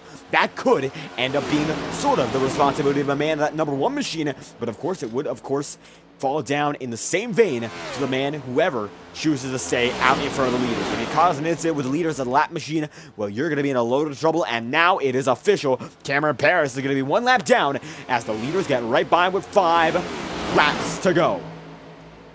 And Michael Dyche going to fall down to the inside line. The apron, it's going to be his. And the 74 with the 73 as they come through. And now the 2-car tandem is way out in front. These two have been working perfectly all run long. And now it's going to be up to the rest of the pack to try to catch them. As a bridesmaid could be a bridesmaid no more. And you can see now Molina going to be there in 4th as they pass right by the number 82 of Joseph Lewis. Cameron Perez still going to be there, though, and this could lead to a bit of disjunction, dysfunction, what have you. And the 99 machine going to be there with the number 03 machine going up high. Looks to be the move to get right by Cameron Perez. None of these drivers out behind the top 2 have gotten there just yet. The 73 and the 74 coming down to the stripe once again. Lead them down with 4 laps to go. Cameron Perez still going to be there with Sean Rowe, and now Rowe going to be able to get by for 3rd, and this could be it. They're going to be able to catch up once again to the top 2 drivers. It looked like these 2 would not be able to be passed, and now it's going to be 1 driver going way up high. That's going to be the driver of Sean Rowe. It's going to be the 73 machine, nonetheless, of Matthew Brower holding on. Wyatt Stevens there, and now Trevor Huff going to take a puff and blow him right in front. Sean Rowe going to be there with 4 laps to go down the back. Matthew Brower in the mix, side by side they are. It's going to be Sean Rowe making his way through down to the inside. Your leading man takes them in, and it'll be 3 laps to go this time by 7.5 miles to do it, and they're going at about 1 mile a minute, if not faster when it comes out of Daytona speak. It's about 3 miles a minute, and now Daniel Huff has that lead. He gets right by with a clean block out in front with 3 laps remaining for the man in that 03. And the pressure, it is high for a man like Daniel Huff. The first race, and I believe it's Trevor Huff, my apologies, but the man out in front, well, he is looking to put together a 1-1 victory as Trevor takes it down to the inside line. Sean Rowe there in 2nd, Matthew Brower in 3rd, and Daniel Krim sees that Cameron Perez is not going to budge. And you can see that Daniel making his way up himself. It will be Daniel and it will be Huff battling if it's going to be this way, as Cameron Perez is still being used by these leaders to make something happen. He's almost a pickoff right now. Matthew Brower going to be able to stay in 5th. Wyatt Stevens is there in 7th as they come down the line. This time by the playoff push. We'll see one more big push as they come down to the stripe once again. 2 laps to go. It's going to be Perez on the outside. Not your leading man, but the 3 machine, the 03, Trevor Huff is, as this could be a win on debut if he makes it so. He's very close to it, but is he close enough? We will find out. And as they come down to the stripe once again, the backstreet where they have to battle through, no caution so far. If they get the white flag without a caution, they will be good to go. As you can see, they split Cameron Perez down the middle, and that will be it for him. Looks like he's going to concede and let Daniel Krim do battle with the man of the 3 machine. Krim up on the high side, Sean Rowe down low, and now Trevor Huff has that advantage. He's out by about a car length in front of the remainder of the field as they barrel down and barrel in once again. Going to be a big-time sound down the inside line. Brower going to go right there with Wyatt Stevens. They're pitting with 1 lap to go. I don't believe it. And 2 drivers pit, and now it looks to be up to this final pack. They go down deliberately. They might have ran out of fuel there. Does that mean these drivers will run out? This could be it. Not sure. Is the second pack going to come up? Do these drivers have enough fuel? It might just be Brower pits with Wyatt Stevens.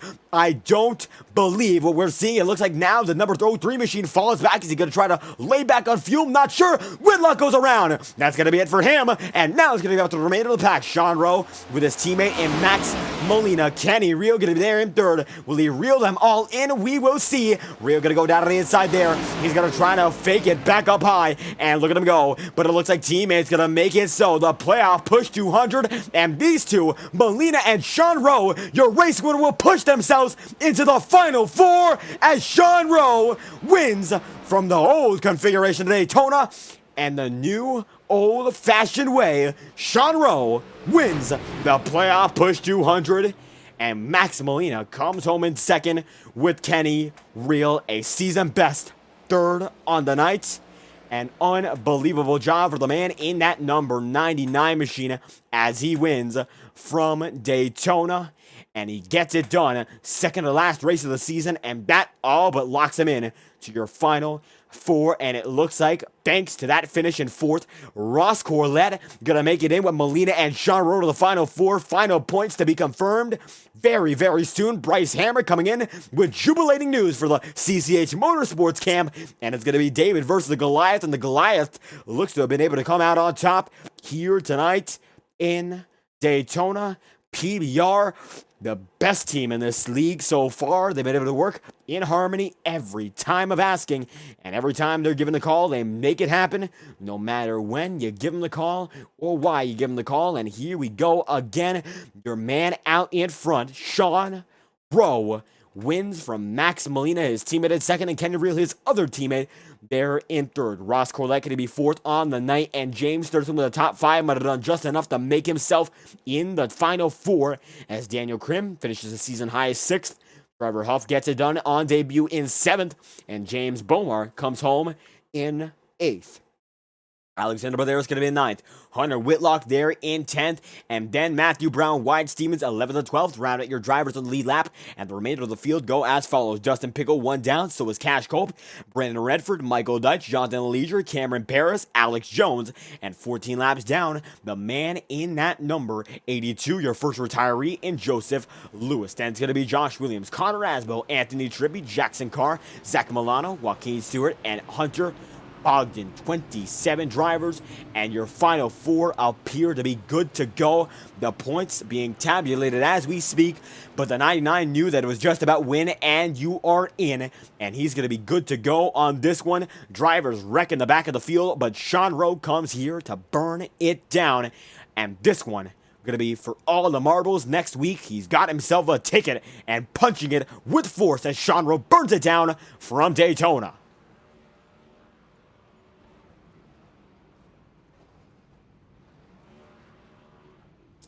And the 99 machine having his teammates come right up with him. Cameron Paris right there as well, giving him just a bit of a bump there on the infield grass as your race winner. How about that? Comes home on top indeed, and let's to burn it down in style.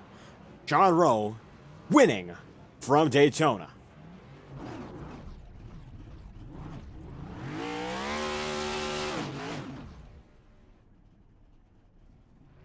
And it looks like his burnout going to be done and done on that note. How about it? Sean Rowe coming home in position number one.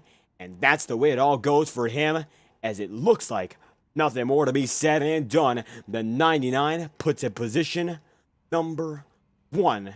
And how about it? Once again, we'll get a word from the man in that number 99 here and now. Give us just a moment to get him right in, as Rowe, your winner after all the trials and all the tribulations, comes home on top of the playoff push 200, and absolutely the win he needed to kick start this one. And now you can see Daytona, it is empty, but one driver is going to have an awful lot to say.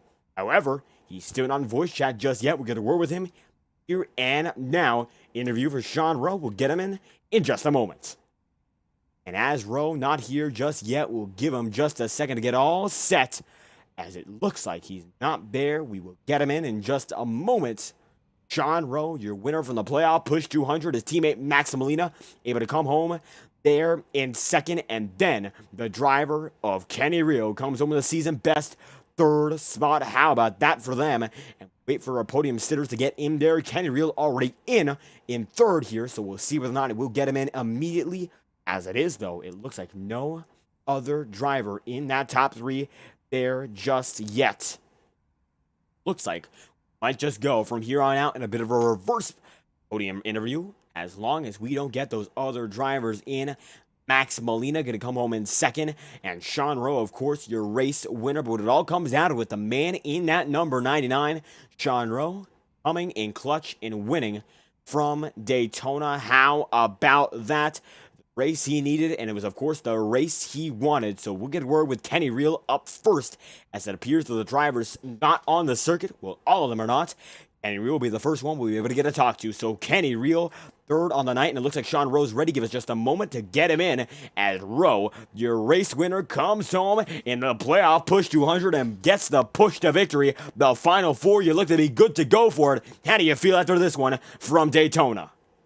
I feel amazing, but first I just want to give a shout out to my teammate Max Molina for helping me through that race. We got stage points together, and he helped me near the end there with saving fuel and everything. I feel great, though. I feel like the momentum was on our side. We ran pretty good last week. We ran really well this week. I feel like I was up front a lot and kept my nose clean. I don't even think I think I had a 0x that whole race, too, which is just insane for a super speedway at bumpy Daytona. And a very clean race on your end there. The 99 machine seemed to be on it all night long, and you had a lot of teamwork there in play throughout it. So what was really the key to success there? Because it seems like PBR able to work together gracefully once more.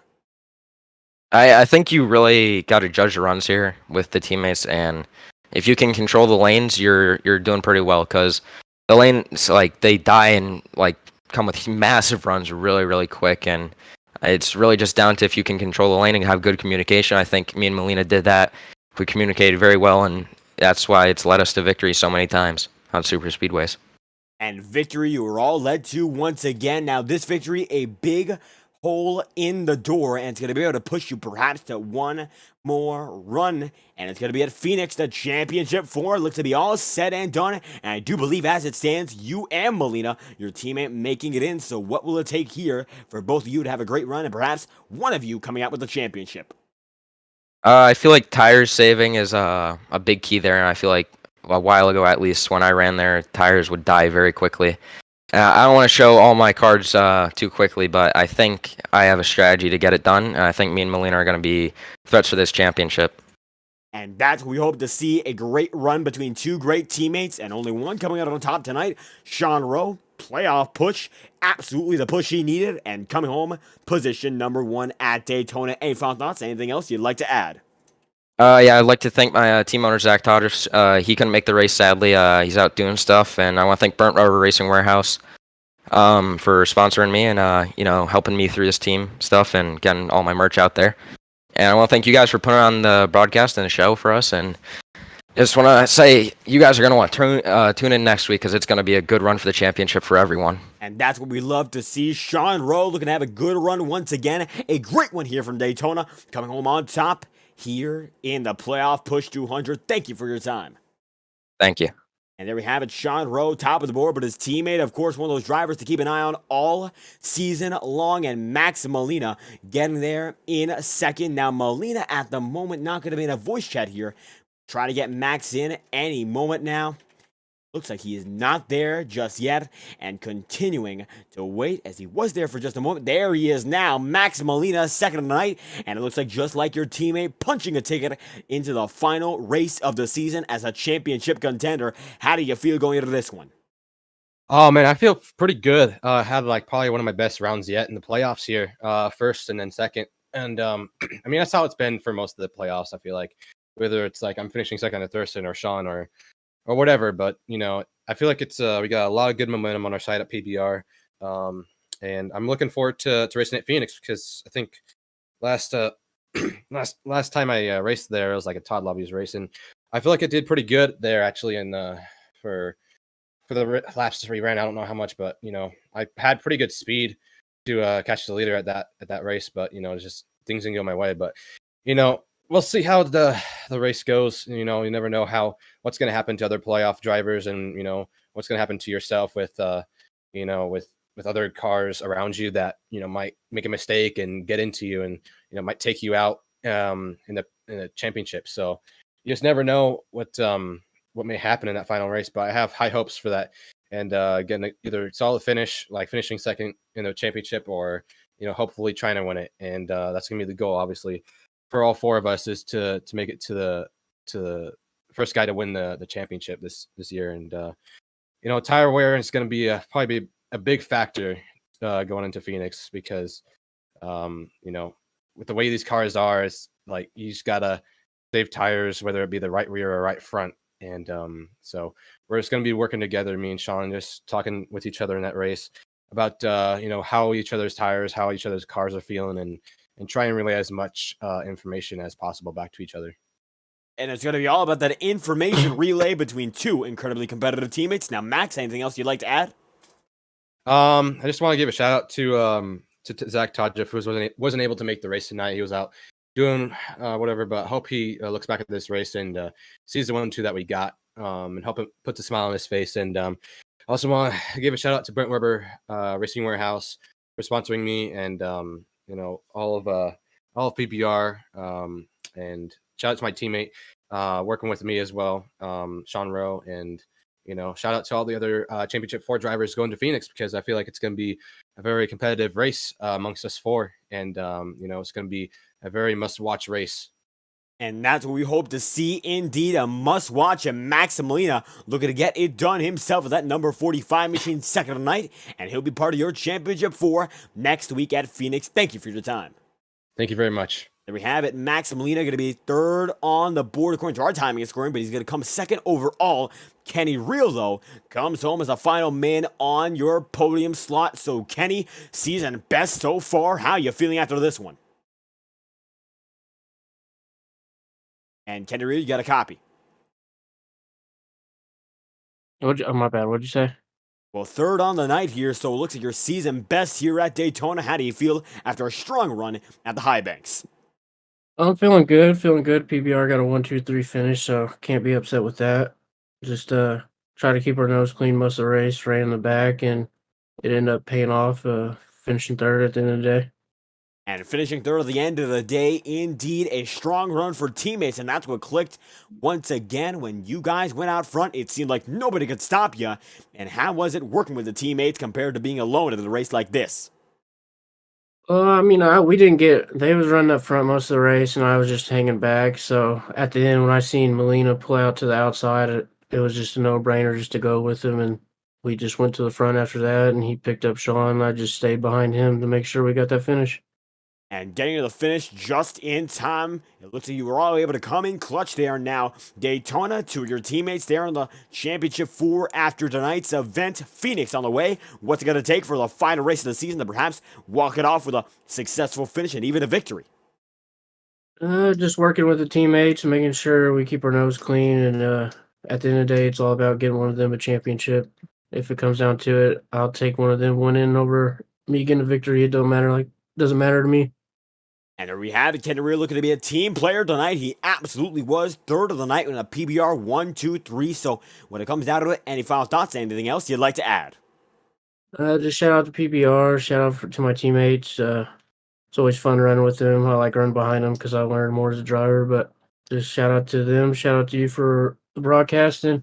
Yeah, we'll go into the last race of the season. Hopefully a good finish. And there we have it. Kenny Real looking to get yet another good finish with a season high here. Position number 3 from the playoff push 200. Thank you for your time. You too, brother. That's going to be Kenny Real, final driver on that podium. Ross Corlett looks to have made it happen. And Corlett currently going to be muted and deafened here, so I'm not sure if he has a copy on us right now. Try to circle back to Ross at a future time. And that future time hopefully going to be coming very, very soon, as we'll get down to our next interview based on position order. And that looks to go down all the way to the man in 9th. So Alexander Badares, looks like Ross Corlett is available now, and we'll get him right in. So Ross, 4th on the night here, and it looks like you will be able to make it to the Championship 4 as a result. How do you feel on this one? Oh my goodness. Well, actually, here in this moment. Hopefully going to be. All right. So first off, huge shout out to Bryce Hammock for coming in and spotting me those last 10 or so laps and getting me to save enough fuel to make it to the end because I was short. I was short and I wasn't going to make it. But, mission accomplished. I talked with my teammate Dustin and talked with Andrew Cootie, team owner, and Bryce. Obviously, we talked like, man, one of us has got to get in, and we made it happen. So I'm really excited to be able to represent CCH, Corlett Hamrick Motorsports, and be able to give us a shot at the championship. I'm going up against a lot of great competition. And, like I haven't been able to close one out, but I'm going to work really hard this week and hopefully get it done. And all the dedication to get this one done with a lot of competitive drivers, and you're going to be one of the Davids going against the Goliaths here. A lot of team work tonight, and Phoenix, not the draft, so what's it going to take to come up with the edge when we get down to that final event? Well, I think it's just really going to be who's coming in with the edge, like you said, like who's really going to put the most time and the dedication into it. Like obviously, I'm going to now that I'm in, I'm definitely going to really devote a lot of time, like every night, every chance I get. Like I'll be practicing, doing a bunch of laps, trying to find every little tenth I can get or every little hundredth I can find in the racetrack. So I mean, we're gonna have a lot of fun. Like obviously. Andrew loves that place, so he can give me a lot of good advice, and so does Bryce. So we're gonna work really hard and see what we'll work together this week and see what we can put together. And that's what we hope to see, putting together a great run in the championship for CCH Motorsports. Now, Phoenix on the way, so before we wrap this one off at Daytona, how do you feel? Any final thoughts? Anyone else you'd like to thank? It's just thank God I made it. Oh my gosh, I was really stressing out the last few laps. Just shout out to you guys for putting the broadcast together. Shout out to Joaquin and Milano actually now race control, and can't wait to be back next week and just shout out to everybody watching and just yeah, I think that's just about it. And have it unbelievable. Ross Corlett makes it happen, coming in clutch. The number 91 machine comes home fourth of the night, and he will be part of your championship four. Thank you for your time. Appreciate it. One more thing. Run car, hell yeah! And we have it, Ross Corlett out with a bang. Now that's going to be our fourth place interview, and we got a few more still waiting now. We're going to get one more in, and then Cash Cope after the fact. So we're going to be running out with two more drivers. Alexander Balderas going to be ninth on the night here, and a bit banged up at the tail end. So how do you feel after this? Well, kind of sucks because I was in basically the top four the whole race, led a lot of laps out in front.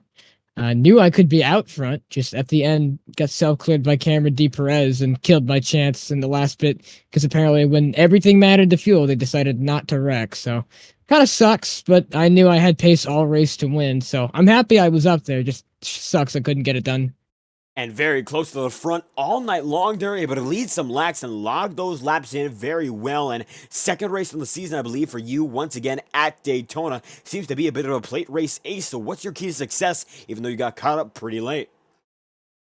Well, big key to success is make sure you know how to qualify, because I know it doesn't seem like much to qualify in a super speedway, but especially if you know the field you're racing, it makes a huge difference whether or not you get in the back of the pack wreck or you get to be able to be at the front, lead some laps, and avoid all the chaos, which was definitely good for me. Started fifth.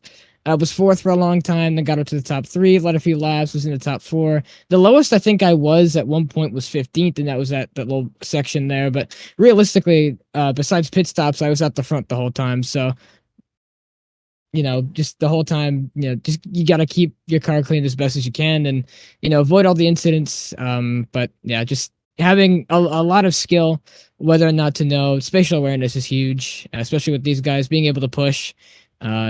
But other than that, just, trying to avoid all the wrecks is basically what you have to do.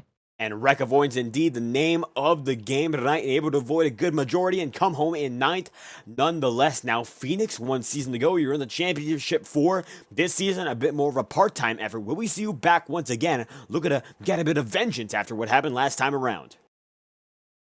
Maybe. I do really like Next-Gen Phoenix. It's a very good combination of mine. It's a lot of fun. If the car was like a little looser, I think normally it's kind of tight, and I don't really like tight race cars. So if it was a little looser, I think it'd be great. But other than that, I'm pretty excited. I mean, from what it seems like, these guys have gotten better than last season. So it's good. It's good to see that we can have long green flag runs like we did. Just not optimal for me, getting taken out by the same guys in the back after wanting to not be there the whole race and just ended up being there. It sucks, but didn't cause any wrecks. Kept my nose clean. Avoided all the wrecks as best as possible. So I'd say, apart from my effort goes, I know it was a good race. And a great race on that front to come back after almost a full season's absence, 9th of the night. Alexander Barreras, any final thoughts? Anyone else you'd like to thank? I'd like to thank Thurston. I mean, he was the whole reason why I did this race, and he and I worked really well towards the middle, towards the end. He and I got linked up together. He got involved in a lot more incidents than I did, but it's that one incident that can really make or break, and he missed the one that involved me, so he was able to just soar up through the field, and it's good to see him finish, I think, in the top 5. So I good for him to be up there, and would have sucked if I wasn't there with him. It kind of did, but overall, I know I ran a good race, so I know what happened to me was not my fault. And there we have it, Alexander Barreras coming back at Daytona, and it looks like a good race for him indeed. Thank you for your time. Yeah, thank you, David. We have it on his way, Alexander Barreras. Now we're going to get this one a bit brief, and it's going to be the final driver to get an interview, and that's going to be Cash Cope. So, Cash, looks like we've gone a few drivers deep. How you feeling?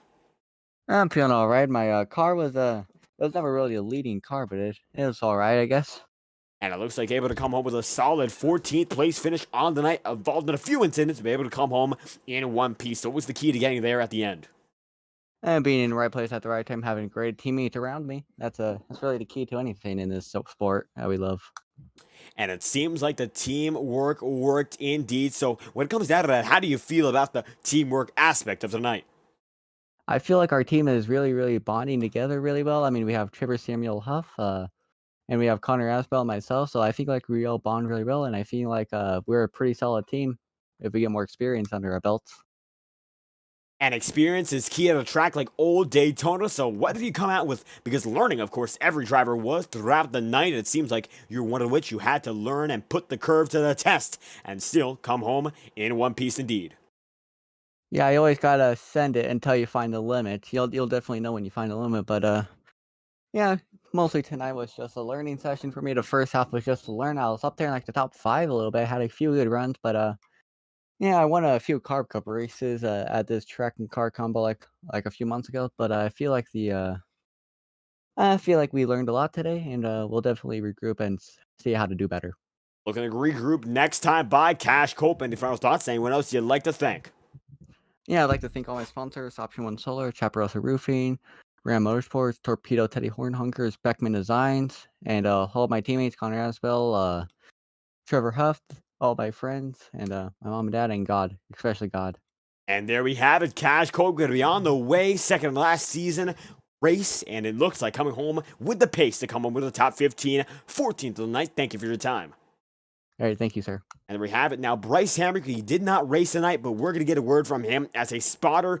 And I think with your analysis, I think we'll be able to close this one out. For those, before we get to Bryce here, next race we'll be live with, it's going to be the IORA Cup Series at New Atlanta, followed by the Highline Racing League at Darlington on the same night tomorrow, Thursday, 7:45 Eastern and 9:30 Eastern, respectively. But let's cap off Wednesday with a bang. Bryce, how was it here for the Championship 4 drivers, as it looks like you coached one all the way in? Yeah, I was a little busy tonight, so I came in late and I couldn't register and catch up laps. But I was glad to help Ross and Dustin get to the finish. Definitely coached Ross through a lot of movement there through the pack at the finish. Yeah, and he was telling me at the end like that the setup felt great because I spent a good amount of time with this a couple months ago to make sure that it was a good setup that everybody could race, wouldn't bottom out, which was the main thing. So it rode smooth, kept the racing close. And it was great, and it looked fantastic racing-wise. And Ross was really smart about his moves there at the end. I think he had that little contact with Whitlock, but Whitlock apologized, and Ross did great. And I'm excited to have them, especially Ross, in the Final Four next week. And hopefully I can be a part of the race. And if not, definitely going to help coach the guys through it to the finish and hopefully bring home a championship for the CCH boys. And CCH going to be there in the championship 4, and of course the 91 representing them. Now teamwork going to be seen as well, and the independent of James Thurston, his teammates not going to be able to go the full season distance, but he does. So when it comes to every one of which, how do you see it from the driver's perspective on how Phoenix will go for them? It's going to be interesting because different guys will thrive at the short tracks, and with Phoenix being one that's kind of like a larger short track, shifting is going to be a thing. Definitely down in the new 1 and 2, that high line is going to be a big difference. The apron's not as big on iRacing as it is in real life, but it's keeping your nose clean, not bouncing off the wall too much.